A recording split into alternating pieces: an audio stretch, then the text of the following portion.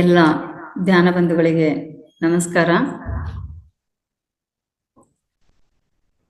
Masters, ಎಂದಿನಂತೆ ಇವತ್ತು July 24, ಹಾಗೆಯೇ ನಮ್ಮ ಧ್ಯಾನ ಹಾಗೂ ಸ್ವಾಸ್ಥ್ಯ ಕಾರ್ಯಕ್ರಮದ 21ನೆಯ ದಿನ. ಇವತ್ತು ನಾವು 40 ನಿಮಿಷಗಳ ಧ್ಯಾನ, ತದನಂತರ ಸ್ವಾಧ್ಯಾಯವನ್ನು ಕೇಳಲಿದ್ದೇವೆ. ಪ್ರಥಮವಾಗಿ ಧ್ಯಾನವನ್ನು ಪ್ರಾರಂಭ ಮಾಡುವ ಮೊದಲು ಮಹಾವತಾರ್ ಬಾಬಾಜಿಯವರಿಗೆ ನನ್ನ ಪ್ರಣಾಮಗಳು. ಹಾಗೆಯೇ ಈ ಒಂದು ಧ್ಯಾನ ಹಾಗೂ ಜ್ಞಾನ ಹಂಚಿಕೆಯ ಪರಿಕಲ್ಪನೆಯನ್ನು ಜಗತ್ತಿಗೆ ಸಾರಲು ಅವಕಾಶ ಮಾಡಿಕೊಟ್ಟಿರತಕ್ಕಂತಹ ಡಾಕ್ಟರ್ ಸುಭಾಷ್ ಪತ್ರಿಜಿಯವರಿಗೆ ನನ್ನ ನಮನಗಳು. ಹಾಗೆಯೇ ಈ ಕಾರ್ಯಕ್ರಮಕ್ಕೆ ಅದ್ಭುತವಾದ ವೇದಿಕೆಯನ್ನು ಕಲ್ಪಿಸಿಕೊಟ್ಟು ನಮ್ಮ ಈ ಧ್ಯಾನವನ್ನು ಮಾಡಲಿಕ್ಕೆ ಅವಕಾಶ ಮಾಡಿಕೊಟ್ಟಿರತಕ್ಕಂತಹ ಮಹಾವತಾರ್ ಸಂಸ್ಥೆಯ ಸಂಸ್ಥಾಪಕರು ಆಗಿರತಕ್ಕಂತಹ ಡಾಕ್ಟರ್ ರಂಗನಾಥ್ ಸರ್ಗೆ ಸಹ ನನ್ನ ನಮನಗಳು. ಹಾಗೆಯೇ ನನಗೆ ಜನ್ಮ ನೀಡಿದ ತಂದೆ ತಾಯಿಗಳಿಗೂ ಸಹ ನನ್ನ ಪ್ರಣಾಮಗಳು. ನಾವು ಮೊದಲಿಗೆ 40 ನಿಮಿಷಗಳ ಧ್ಯಾನವನ್ನು ಮಾಡೋಣ. ಇದರಲ್ಲಿ 30 ನಿಮಿಷಗಳು ಸಂಗೀತ ಧ್ಯಾನ ಹಾಗೂ 10 ನಿಮಿಷಗಳು ಶೂನ್ಯ ಧ್ಯಾನವನ್ನು ಮಾಡೋಣ. ಈಗಾಗಲೇ ಧ್ಯಾನ ಮಾಡುವ ಅಭ್ಯಾಸ ಇರೋರು ಧ್ಯಾನದ ನಿಯಮದಂತೆ ಕೂತ್ಕೊಂಡು ಧ್ಯಾನವನ್ನು ಪ್ರಾರಂಭ ಮಾಡಿ. ಅದೇ ರೀತಿ ಒಂದು ವೇಳೆ ಹೊಸಬರು ಇದ್ದಂಥ ಪಕ್ಷದಲ್ಲಿ ತಾವು ತಮ್ಮ ಕನ್ನಡಕವನ್ನು ಪಕ್ಕದಲ್ಲಿಟ್ಟುಕೊಳ್ಳಿ. ಎಲ್ಲರೂ ಸಹ ಒಂದು ಲೋಟ ನೀರನ್ನು ಸೇವಿಸಿ, ಒಂದು ಲೋಟ ನೀರನ್ನು ಪಕ್ಕದಲ್ಲಿಟ್ಟುಕೊಂಡು ಧ್ಯಾನ ಆದ ನಂತರ ಅದನ್ನು ಸೇವಿಸಿ. ಕುರ್ಚಿ ಅಥವಾ ಸೋಫಾ ಅಥವಾ ಮಂಚದ ಮೇಲೆ ಕಾಲನ್ನು ಕೆಳಗೆ ಬಿಟ್ಟು ಕೂತವರು ತಮ್ಮ 2 ಕೈಗಳನ್ನು ಹೀಗೆ ಲಾಕ್ ಮಾಡಿಕೊಂಡು 2 ಕಾಲುಗಳನ್ನು ಹೀಗೆ ಲಾಕ್ ಮಾಡಿಕೊಂಡು ಕೂತ್ಕೊಳ್ಳಿ. ಬೆನ್ನು ನೇರವಾಗಿರಲಿ. ಕೆಳಗೆ ಪದ್ಮಾಸನ ಅಥವಾ ಸುಖಾಸನದಲ್ಲಿ ಕುಳಿತವರು ಕಾಲಿ ನೆಲದ ಮೇಲೆ ಕುಳಿತುಕೊಳ್ಳದೆ ನೆಲದ ಮೇಲೆ ಒಂದು ಮ್ಯಾಟ್ ಅಥವಾ ಬಟ್ಟೆಯನ್ನು ಇಟ್ಟುಕೊಂಡು ಅದೇ ಸುಖಾಸನ ಅಥವಾ ಪದ್ಮಾಸನ ಸ್ಥಿತಿಯಲ್ಲಿ ಕುಳಿತು ಕೈಗಳನ್ನು ಮಾತ್ರ ಲಾಕ್ ಮಾಡಿಕೊಳ್ಳಿ. ಮೃದುವಾಗಿ ಎಲ್ಲರೂ ಸಹ ಕಣ್ಣನ್ನು ಮುಚ್ಚಿಕೊಳ್ಳಿ. ಶರೀರದಲ್ಲಿ ಯಾವುದೇ ಬಿಗಿತ ಬೇಡ, ರಿಲ್ಯಾಕ್ಸ್ ಆಗಿ ಕೂತ್ಕೊಳ್ಳಿ. ಹಾಗೆಯೇ ಮನಸ್ಸಿನಲ್ಲಿ ಸಹ ಯಾವುದೇ ಆಲೋಚನೆ ಬೇಡ, ಯಾವುದೇ ದೇವರ ಮಂತ್ರ, ಜಪ, ಶ್ಲೋಕ ಇಂಥದ್ದು ಯಾವುದು ಸಹ ಹೇಳುವ ಅಗತ್ಯ ಇಲ್ಲ. ಮನಸ್ಸಿನಲ್ಲಿ ಯಾವುದೇ ಗೊಂದಲ ಅಥವಾ ದ್ವಂದ್ವ ಬೇಡ. ಆರಾಮವಾಗಿ ಮನಸ್ಸಲ್ಲೂ ಸಹ ರಿಲ್ಯಾಕ್ಸ್ ಆಗಿ ಮುಖದಲ್ಲಿ ಮಂದಹಾಸವನ್ನು ಇಟ್ಟುಕೊಂಡು ಎಲ್ಲರೂ ಸಹ ಕೂತ್ಕೊಳ್ಳಿ. ನಾವು ಮಾಡುವ ಈ ಧ್ಯಾನ ಆನ ಪಾನ ಸತಿ ಧ್ಯಾನ. ಆನ ಅಂದರೆ ನಾವು ತೆಗೆದುಕೊಳ್ಳತಕ್ಕಂಥ ಉಸಿರು, ಪಾನ ಅಂದರೆ ನಾವು ಬಿಡತಕ್ಕಂತಹ ಉಸಿರು. ಈ 2 ಉಸಿರನ್ನು ಗಮನಿಸಿದಾಗ ಆಗುವ ಮಿಲನವೇ ಸತಿ ಧ್ಯಾನ. ಇಲ್ಲಿ ನಾವು ಕೇವಲ ನಮ್ಮ ಗಮನ ಉಸಿರಿನ ಕಡೆಗೆ ಇರಬೇಕು. ನಾವು ಮೂಗಿನಲ್ಲಿ ಉಸಿರಾಡುವಾಗ ನಾವು ಒಳಗೆ ತಗೊಳ್ಳುವಂತಹ ಉಸಿರು ಹಾಗೂ ನಾವು ಉಸಿರನ್ನು ಹೊರಗೆ ಬಿಡುವ ಉಸಿರು, ಇದನ್ನೇ ಗಮನಿಸಬೇಕು. ಇದನ್ನು ನಮ್ಮ ಮೂಗಿನ ತುದಿಯಲ್ಲಿ ಗಮನಿಸಬಹುದಾಗಿದೆ.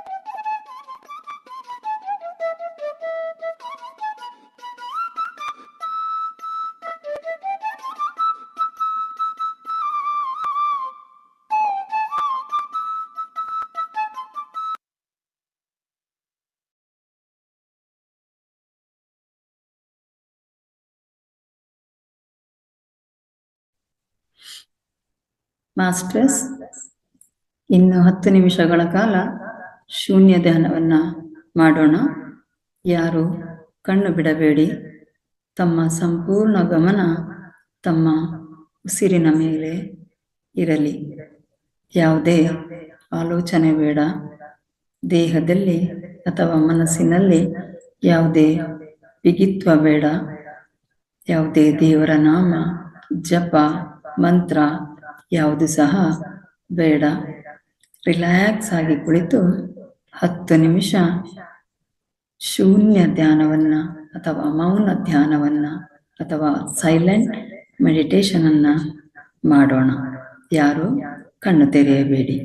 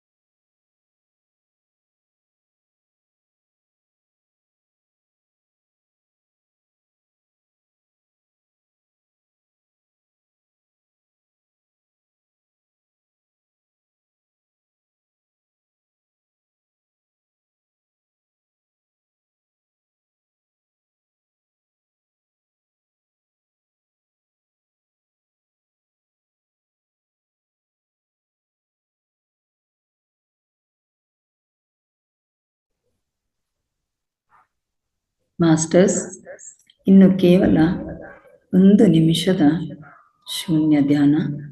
ಯಾರು ಕಣ್ಣು ತೆರೆಯಬೇಡಿ.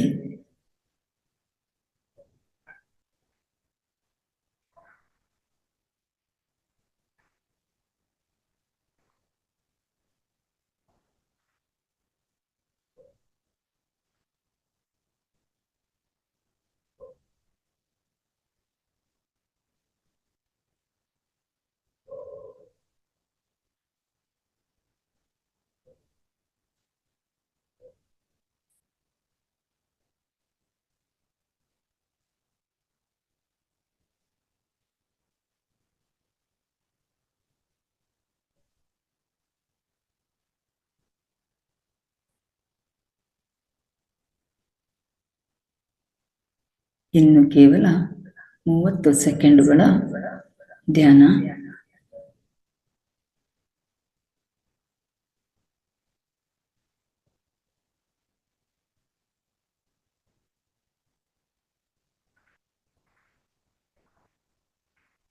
ಎಲ್ಲರೂ ಸಹ ಧ್ಯಾನದಿಂದ ದೇಹ ಎಚ್ಚರಿಕೆಗೆ ಬನ್ನಿ. ಯಾರು ಕಣ್ಣು ಬಿಡಬೇಡಿ. ಎಲ್ಲರೂ ಸಹ ಧ್ಯಾನದಿಂದ ದೇಹ ಎಚ್ಚರಿಕೆಗೆ ಬನ್ನಿ. ಯಾರು ಕಣ್ಣು ಬಿಡಬೇಡಿ. 1, 2, 3, 4, 5.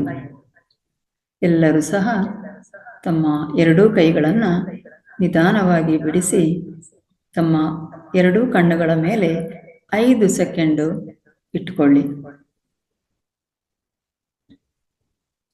1, 2, 3, 4, 5.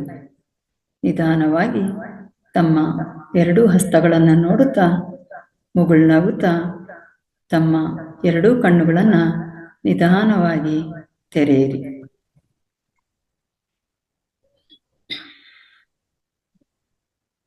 ಅದ್ಭುತವಾದ ಧ್ಯಾನವನ್ನು ಮಾಡಿದ ಎಲ್ಲ ಧ್ಯಾನ ಬಂಧುಗಳಿಗೆ ಧನ್ಯವಾದಗಳು.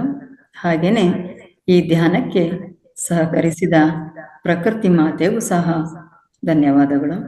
ಈ ಧ್ಯಾನಕ್ಕೆ ಸಹಕರಿಸಿದ ನಮ್ಮ ದೇಹಕ್ಕೆ ಚಪ್ಪಾಳೆಯೊಂದಿಗೆ ಕೃತಜ್ಞತೆಯನ್ನು ಸಲ್ಲಿಸೋಣ. Lakshmi ma'am. Yes ma'am. Continue. ನಮಸ್ತೆ ಮಾಸ್ಟರ್ಸ್. ಇಲ್ಲಿ ತನಕ ರೇವತಿ ಮೇಡಮ್ ಅವರು 30 ನಿಮಿಷಗಳ ಸಂಗೀತ ಧ್ಯಾನ ಹಾಗೂ 10 ನಿಮಿಷಗಳ ಮೌನ ಧ್ಯಾನವನ್ನ ತುಂಬಾ ಚೆನ್ನಾಗಿ ಮಾಡಿಸಿದ್ದಾರೆ. Thank you so much Revathi ma'am. Thank you. Masters, ಈ ದಿನದ ವಿಷಯ ಅಪೋ ದೀಪೋ ಭವ ಅನ್ನೋ ವಿಷಯವನ್ನ ಹಂಚಲಿಕ್ಕೆ ಬರ್ತಿದ್ದಾರೆ ನಂದಾ ಮೇಡಮ್ ಅವರು. ಇವರು ಮೂಲತಃ ಧಾರವಾಡದವರಾಗಿದ್ದು ಇವರು ಒಬ್ಬ ಸರ್ಕಾರಿ ಅಧಿಕಾರಿಯಾಗಿರ್ತಾರೆ. ಮತ್ತೆ ಇವರು ನಮ್ಮ ವೇದಿಕೆಯ ಹಿರಿಯ ಮಾಸ್ಟರ್ ಆಗಿದ್ದು ಇವರು ಬೆಳಿಗ್ಗೆ 5 ಗಂಟೆಯ ತರಗತಿಯಲ್ಲಿ ಯೋಗವನ್ನ ಕಲಿಸ್ಕೊಡ್ತಾರೆ. ಹಾಗೇನೆ ನಿರೂಪಣೆಯನ್ನು ಸಹ ಮಾಡ್ತಾರೆ. ಮತ್ತೆ ಇದೇ ವೇದಿಕೆಯಲ್ಲಿ ಇವರು ತುಂಬಾ ತರಗತಿಗಳನ್ನ ನೀಡಿರ್ತಾರೆ. ಬನ್ನಿ ಮಾಸ್ಟರ್ಸ್, ನಿಮ್ಮೆಲ್ಲರ ಪರವಾಗಿ ನಂದಾ ಮೇಡಮ್ ಅವ್ರನ್ನ ಸ್ವಾಗತ ಮಾಡೋಣ. Welcome Nanda ma'am. Welcome to ma'am. Over to you ma'am. Thank you madam. Thank you so much. Namaste Revathi madam. ನಮಸ್ತೆ ಲಕ್ಷ್ಮಿ ಮೇಡಮ್. ನಮಸ್ತೆ ಎಲ್ಲರಿಗೂ ನಮಸ್ಕಾರ. ಮಾಸ್ಟರ್ಸ್, ನಾನು ಹಿಂದೆ ಧ್ಯಾನ ಹಂಚಿಕೆಗೆ ಆಯ್ಕೆ ಮಾಡಿಕೊಂಡಂತ ವಿಷಯ ಅಪ್ಪೋ ದೀಪೋ ಭವ. ಇದು ಪಿತಾಮಹ ಡಾಕ್ಟರ್ ಸುಭಾಷ್ ಪತ್ರಿಜಿಯವರು ತುಳಸಿದಳ ಪತ್ರಿಕೆಯಿಂದ ಒಂದು ಭಾಗ, ಅದರಲ್ಲಿ ನಾನು ಆಯ್ಕೆ ಮಾಡಿಕೊಂಡದ್ದು. ಅದರ ಹಂಚಿಕೆಯನ್ನ ಇವತ್ತು ಮಾಡಲಿಕ್ಕೆ ನಾನು ಬಂದಿದ್ದೇನೆ. ಈ ಕಾರ್ಯಕ್ರಮವನ್ನ ನನ್ನ ಧ್ಯಾನ ಹಂಚಿಕೆಯನ್ನು ಪ್ರಾರಂಭಿಸುವ ಪೂರ್ವದಲ್ಲಿ ಮಹಾವತಾರ ಬಾಬಾಜಿಯವರನ್ನ, ಪಿತಾಮಹ ಡಾಕ್ಟರ್ ಸುಭಾಷ್ ಪತ್ರಿಜಿಯವರನ್ನ, ಎಲ್ಲ ದಿವ್ಯ ಚೈತನ್ಯಗಳನ್ನ, ತಂದೆ ತಾಯಿಗಳನ್ನ ಹಾಗೂ ಎಲ್ಲ ಹಿರಿಯ ಮಾಸ್ಟರ್ಗಳನ್ನ, ನನ್ನ ಆಧ್ಯಾತ್ಮಿಕ ಮೊದಲ ಗುರುಗಳಾದ ರಂಗನಾಥ್ ಗುರುಗಳನ್ನ ನೆನೆಸುತ್ತಾ ಈ ವೇದಿಕೆಗೆ ಹಂಚಿಕೆಗೆ ನನಗೆ ಅವಕಾಶ ಮಾಡಿಕೊಟ್ಟಂತ ರೇವತಿ ಮೇಡಮ್ ಅವರಿಗೆ ಹಾಗೂ ತಮಗೆಲ್ಲರಿಗೂ ಮತ್ತೊಮ್ಮೆ ವಂದನೆಗಳನ್ನು ಸಲ್ಲಿಸುತ್ತಾ ನನ್ನ ಧ್ಯಾನ ಹಂಚಿಕೆಯನ್ನ ಪ್ರಾರಂಭಿಸ್ತೇನೆ masters. My dear friends, my dear masters, my dear gods ಅಂತ ಪತ್ರಿಜಿಯವರು ಹೇಳಿದ್ದನ್ನ ನಾವು ಈ ಧ್ಯಾನಕ್ಕೆ ಬಂದ ನಂತರ ನಾವು ಕೇಳ್ತಾ ಇದ್ದೇವೆ. ಈ ವರ್ಡ್ ಅನ್ನ ಮೊದಲೇ ನಮ್ಗೆ ಅದ್ರ ಬಗ್ಗೆ ಪರಿಚಯ ಇದ್ದಿದ್ದಿಲ್ಲ. ಧ್ಯಾನ ಮಿತ್ರರೇ, ಈ ದಿನ ಅದು ಅತ್ಯದ್ಭುತವಾದ ಮತ್ತು ಅತ್ಯಂತ ಅಮೂಲ್ಯವಾದ ಅಪ್ಪೋದೀಪೋಭವ ಎನ್ನುವ ಸೂತ್ರವನ್ನು ನಾವು ಇವತ್ತು ನಾನು ಪಿತಾಮಹ ಪತ್ರಿಜಿಯವರು ಬರೆದಂತ ಇದು ತುಳಸಿ ದಳದಿಂದ ಆಯ್ಕೆ ಮಾಡಿಕೊಂಡದ್ದನ್ನ ನನಗೆ ತಿಳಿದಷ್ಟನ್ನ ತಮ್ಮ ಇಲ್ಲಿ ನಾನು ಹಂಚಲಿಕ್ಕೆ ಇಷ್ಟಪಟ್ಟಿದ್ದೇನೆ. ಮತ್ತೆ ಇದು ಮಾಸಪತ್ರಿಕೆಯಲ್ಲೂ ಕೂಡ ಇದು ಪ್ರಕಟಗೊಂಡಿದ್ದನ್ನು ನಾನು ಇಲ್ಲಿ ತಿಳಿಸ್ತೇನೆ. ಈ ಸೂತ್ರ ತಿಳಿಯದೆ ಎಲ್ಲರೂ ಹಣ್ಣುಗಾಯಿ ನೀರುಗಾಯಿ ಅಂದ್ರೆ ಬಹಳಷ್ಟು ಕಷ್ಟಪಡ್ತಾರೆ. ಇದು ಅಪ್ಪೋದೀಪೋಭವ ಅಂದ್ರೆ ಅದರ ಅರ್ಥ ತಿಳಿದುಕೊಳ್ಳದೆ ಬಹಳಷ್ಟು ಜನ ಕಷ್ಟಪಡುತ್ತಿದ್ದಾರೆ. ಅಲ್ಲದೆ ದುಃಖದಲ್ಲಿ ಜೀವಿಸುತ್ತಿದ್ದಾರೆ. ಗೌತಮ ಬುದ್ಧರು ತಮ್ಮ ಜೀವನದ ಅಂತಿಮ ಕೊನೆ ಕ್ಷಣದಲ್ಲಿ ಈ ವರ್ಡ್ ಅನ್ನ ಅಪ್ಪೋದೀಪೋಭವ ಅನ್ನೋದನ್ನ ಅವರ ಶಿಷ್ಯನಾದ ಆನಂದನಿಗೆ ನೀಡಿದ ಬೋಧನೆ. ಈ ಬೋಧನೆ ನಂತರ ಅವರು ಯಾವುದೇ ಮಾತನ್ನ ಮಾತನಾಡಲಿಲ್ಲ ಅಂತ ಕೊನೆಯ ಉಸಿರಿದ್ದಾಗ ಇದನ್ನ ಹೇಳ್ತಾರೆ. ಅವರ ಕೊನೆಯ ಮಾತುಗಳು ಇವು. ಅವರ ಪದಗಳಲ್ಲಿ ಅಪ್ಪೋದೀಪೋಭವ ಅಂದರೆ ಪಾಳಿ ಭಾಷೆಯಲ್ಲಿ ಅವರವರ ದೀಪವನ್ನು ಅವರವರೇ ಬೆಳಗಿಸಿಕೊಳ್ಳಬೇಕು ಎನ್ನುವುದು ಇದರ ಅರ್ಥ. ಅವರನ್ನವರೇ ಉದ್ಧರಿಸಿಕೊಳ್ಳಬೇಕು. ನಮ್ಮ ಜೀವನವನ್ನು ಇನ್ನೊಬ್ಬರು ಬಂದು ನಾವು ಹೋಗಿ ಇನ್ನೊಬ್ಬರ ಜೀವನದಲ್ಲಿ ನಾವು ಕೈಯಲ್ಲಿಟ್ರೆ ನಮ್ಮ ಜೀವನ ಉದ್ಧಾರ ಆಗುದಿಲ್ಲ. ನಮ್ಮ ಜೀವನವನ್ನ ನಾವೇ ಉದ್ಧಾರ ಮಾಡಿಕೊಳ್ಳಬೇಕು ಎನ್ನುವುದು ಇದರ ಅರ್ಥ. ಇದೊಂದೇ ನಿನ್ನನ್ನು ನೀನೇ ಬೆಳಗಿಸಿಕೊಳ್ಳದಾದರೆ, ನಿನ್ನ ಬುದ್ಧಿವಂತಿಕೆ ಇದ್ರೆ ನೀನೇನು ನಿನ್ನ ಜೀವನವನ್ನ ಸಾರ್ಥಕ ಕೊಳ್ಳುವುದಲ್ಲದೆ ನೀನು ಉದ್ಧಾರವಾಗುತ್ತೀಯ, ಅಥವಾ ನೀನು ಮತ್ತೊಬ್ಬರ ಮೇಲೆ ಅವಲಂಬನೆಯಾಗಿದ್ದೀಯಾ ಅಂತ ತಿಳ್ಕೊಂಡ್ರೆ ನಿನ್ನಲ್ಲಿ ಬುದ್ಧಿ ಇಲ್ಲ ಎಂದು ಅರ್ಥ ಅಂತವ್ರು ಇಲ್ಲಿ ಪತ್ರಿಜಿ ಗುರುಗಳು ತಿಳಿಸಿದ್ದಾರೆ. ನಿನ್ನ ಕಾಲುಗಳ ಮೇಲೆ ನೀನು ನಿಲ್ಲಬೇಕು. ನಿನ್ನ ಜೀವನವನ್ನು ನೀನೇ ಸರಿಪಡಿಸಿಕೊಳ್ಳಬೇಕು. ಈಗ ನನ್ನ ಮಗನಿಗೆ ನೌಕರಿ ಕೊಡಿಸಂತಂದು ನಾವು ದೇವರಲ್ಲಿ ಪ್ರಾರ್ಥನೆಯನ್ನ ಮಾಡ್ಬೋದು. ಒಂದು ಉದಾಹರಣೆ ಹೇಳ್ಬೇಕಂದ್ರೆ, ನಮ್ಮ ಮಗ ಎಜುಕೇಶನ್ ಆಗಿದೆ, ನೌಕರಿ ಕೊಡಿಸಂತ ನಾವು ಕೇಳ್ಕೋಬಹುದು. ಆದರೆ ಅದು ಅಲ್ಲ ಅಂತ ಹೇಳ್ತಾರೆ ಅವರು. ನಿನ್ನ ಮಗನನ್ನ ಹುಟ್ಟಿಸೋದು ನಮ್ಮ ಕರ್ತವ್ಯ, ಅವರನ್ನು ಬೆಳೆಸೋದು ಮಾತ್ರ ನಮ್ಮ ಕರ್ತವ್ಯ. ಆದರೆ ಅವರ ಕಾಲ ಮೇಲೆ ನಿಲ್ಲಲಿಕ್ಕೆ ಅವರನ್ನೇ ಬಿಡಬೇಕು. ಅದು ಅವರ ಧರ್ಮ ಅದು ಅಂತ ಅವ್ರು ಹೇಳ್ತಾರೆ. ನಿನ್ನ ಮಗ ಉದ್ಯೋಗ ಮಾಡ್ಬೇಕಂದ್ರೆ ನಿನ್ನ ಮಗನೇ ಕಷ್ಟಪಡಬೇಕು, ನೀನೇನು ಮಾಡಲಾಗುತ್ತದೆ? ಮಗ ಬೆಳೆದು ನಿಂತಾಗ ತನ್ನ ಉದ್ಯೋಗವನ್ನು ತಾನೇ ಹುಡುಕಿಕೊಳ್ಳಬೇಕು. ನಿನ್ನ ಹೊಟ್ಟೆ ನೋವನ್ನು ನೀನು ವಾಸಿ ಮಾಡಿಕೊಳ್ಳಬೇಕು. ನೋಡಿ, ನಮಗೆ ಹೊಟ್ಟೆ ನೋವು ಬಂದ್ರೆ ನಾವು ಮಾತ್ರೆ ತಗೊಳ್ಬೇಕು. ಇಲ್ಲ ಅಂದ್ರೆ ಮತ್ತೊಬ್ಬರ ಮಾತ್ರೆ ತೆಗೆದುಕೊಂಡ್ರೆ ನಮ್ಮ ಹೊಟ್ಟೆ ನೋವು ಹೋಗುದಿಲ್ಲ. ಅದೇ ರೀತಿ ಕಾಯಿಲೆ ಬಂದವರು ಮಾತ್ರ ಅದನ್ನ ಔಷಧಿ ತೆಗೆದುಕೊಂಡು ಗುಣಪಡಿಸಿಕೊಳ್ಬಹುದು. ಅದೇ ರೀತಿ ನಿನಗೂ ಆತನಿಗೂ ಯಾವುದೇ ಸಂಬಂಧವಿಲ್ಲ. ನಾನು ಮಗನಾಗಿ ಪಡೆದಿರ್ಬೋದು, ಅವನನ್ನ ಬೆಳೆಸೋದು, ಅವನ ಹುಟ್ಟಿಸೋದು, ಅವನ್ನ ಬೆಳೆಸೋದು ಮಾತ್ರ ನನ್ನ ಕರ್ತವ್ಯ. ಅವನ ಕಾಲ ಮೇಲೆ ನಿಲ್ಲಲಿಕ್ಕೆ ನನಗೆ ಯಾವುದೇ ಸಂಬಂಧವಿಲ್ಲ ಅಂತ ಇಲ್ಲಿ ಪತ್ರಿಜಿ ಮಹಾಶಯರು ತುಂಬಾ ಅದ್ಭುತವಾಗಿ ಹೇಳಿದ್ದಾರೆ. ಅಂದ್ರೆ ಒಬ್ಬ ಮನುಷ್ಯನಿಗೂ ಮತ್ತೊಬ್ಬ ಮನುಷ್ಯನಿಗೂ ಇಲ್ಲಿ ಯಾವುದೇ ಸಂಬಂಧವಿಲ್ಲ. ಅವರಿಗೆ ಅವರೇ ಯಮುನಾ ತೀರೆ ಅಂತ ಹೇಳ್ತಾರೆ. ಅವರಿಗೆ ಅವರೇ ಕರ್ಮ ತೀರೆ, ಅವರಿಗೆ ಅವರೇ ಜೀವನ ತೀರೆ. ನಿಮ್ಮ ಜೀವನವನ್ನು ನೀನೇ ನೋಡಿಕೊಳ್ಳಬೇಕು. ತಂದೆ ತಾಯಿಯಂದರು ಮಕ್ಕಳನ್ನು ಕೇವಲ ಹುಟ್ಟಿಸಬಲ್ಲರು, ಬೆಳೆಸಬಲ್ಲರು. ಆದರೆ ಮಕ್ಕಳು ತಮ್ಮ ಜೀವನವನ್ನು ನೋಡಿಕೊಳ್ಳಬೇಕಾದ ಹೊಣೆಗಾರಿಕೆ ಆ ಮಕ್ಕಳದ್ದೇ ಆಗಿರುತ್ತದೆ. ಅವನು ಹಠದಿಂದ ನಾವು ಶಾಲೆಗೆ ಕಳಿಸ್ಬೇಕು, ನಾವು ದೊಡ್ಡ ಆಫೀಸರ್ ಮಾಡ್ಬೇಕು ಅಂತ ನಮ್ಮ ಇಚ್ಛೆ ಇರ್ಬೋದು. ಆದ್ರೆ ನಾನು ಓದಾಕ ಆಗುದಿಲ್ಲ ಅಂತ ಅವ್ರು ಹಠ ಮಾಡಿ ಮಕ್ಕಳು ಕುಳಿತಾಗ ನನಗೇನು ಮಾಡಕ್ ಆಗುದಿಲ್ಲ. ಅವಾಗ ನನಗೆ ಓದಾಕ ಇಚ್ಛೆ ಇಲ್ಲ ಅಂತ ಹಠ ಮಾಡಿ ನನಗೆ ತಲೆಯಲ್ಲಿ ಹೋಗುದಿಲ್ಲ ಅಂತ ಕುಂತಾಗ ನಾವು ಏನು ಮಾಡಕ್ ಆಗುದಿಲ್ಲ ಅಂತ ಅವರು ಹೇಳ್ತಾರೆ. ಅದಕ್ಕೆ ಅವ್ರವ್ರ ಕರ್ಮ ಅವರು ಅನುಭವಿಸ್ತಾರೆ, ಅವ್ರವ್ರ ಧರ್ಮ ಇದ್ರೆ ಅವರು ಅನುಭವಿಸ್ತಾರೆ ಅಂತ ಅನ್ನೋದನ್ನ ಇಲ್ಲಿ ತಿಳಿಸ್ಕೊಡ್ತಾರೆ. ಈ ಮಾತಿನ ಅರ್ಥ ಇದೆ ಅಲ್ಲವೇ? ಅದು ಮುಖ್ಯವಾದ ಅವಗಾಹನೆ. ಮಾನವನ ಜೀವನದಲ್ಲಿ ಪಕ್ಕದವನು ಮಾಡುತ್ತಾನೆ ಬಿಡಿ, ನನ್ನ ತಾಯಿ ಸಂಪಾದಿಸಿದ್ದಾಳೆ, ನನ್ನ ತಾಯಿ ಸಂಪಾದಿಸಿದ್ದಾನೆ, ನಾನು ಏಕೆ ಉದ್ಯೋಗ ಮಾಡ್ಬೇಕು ಅಂತ ಅನ್ಕೊಂಡ್ರೆ ತಂದೆ ತಾಯಿ ಸಂಪಾದನೆ ಮಾಡಿ ಕೂಡಿಟ್ಟದ್ದು ಎಷ್ಟು ದಿವಸ, ಕೆಲವು ಒಂದು ಮೂರ್ನಾಲ್ಕು ದಿವಸ ಆಗ್ಬೋದು ಅದು ಕೂಡಿಟ್ಟದ್ದು.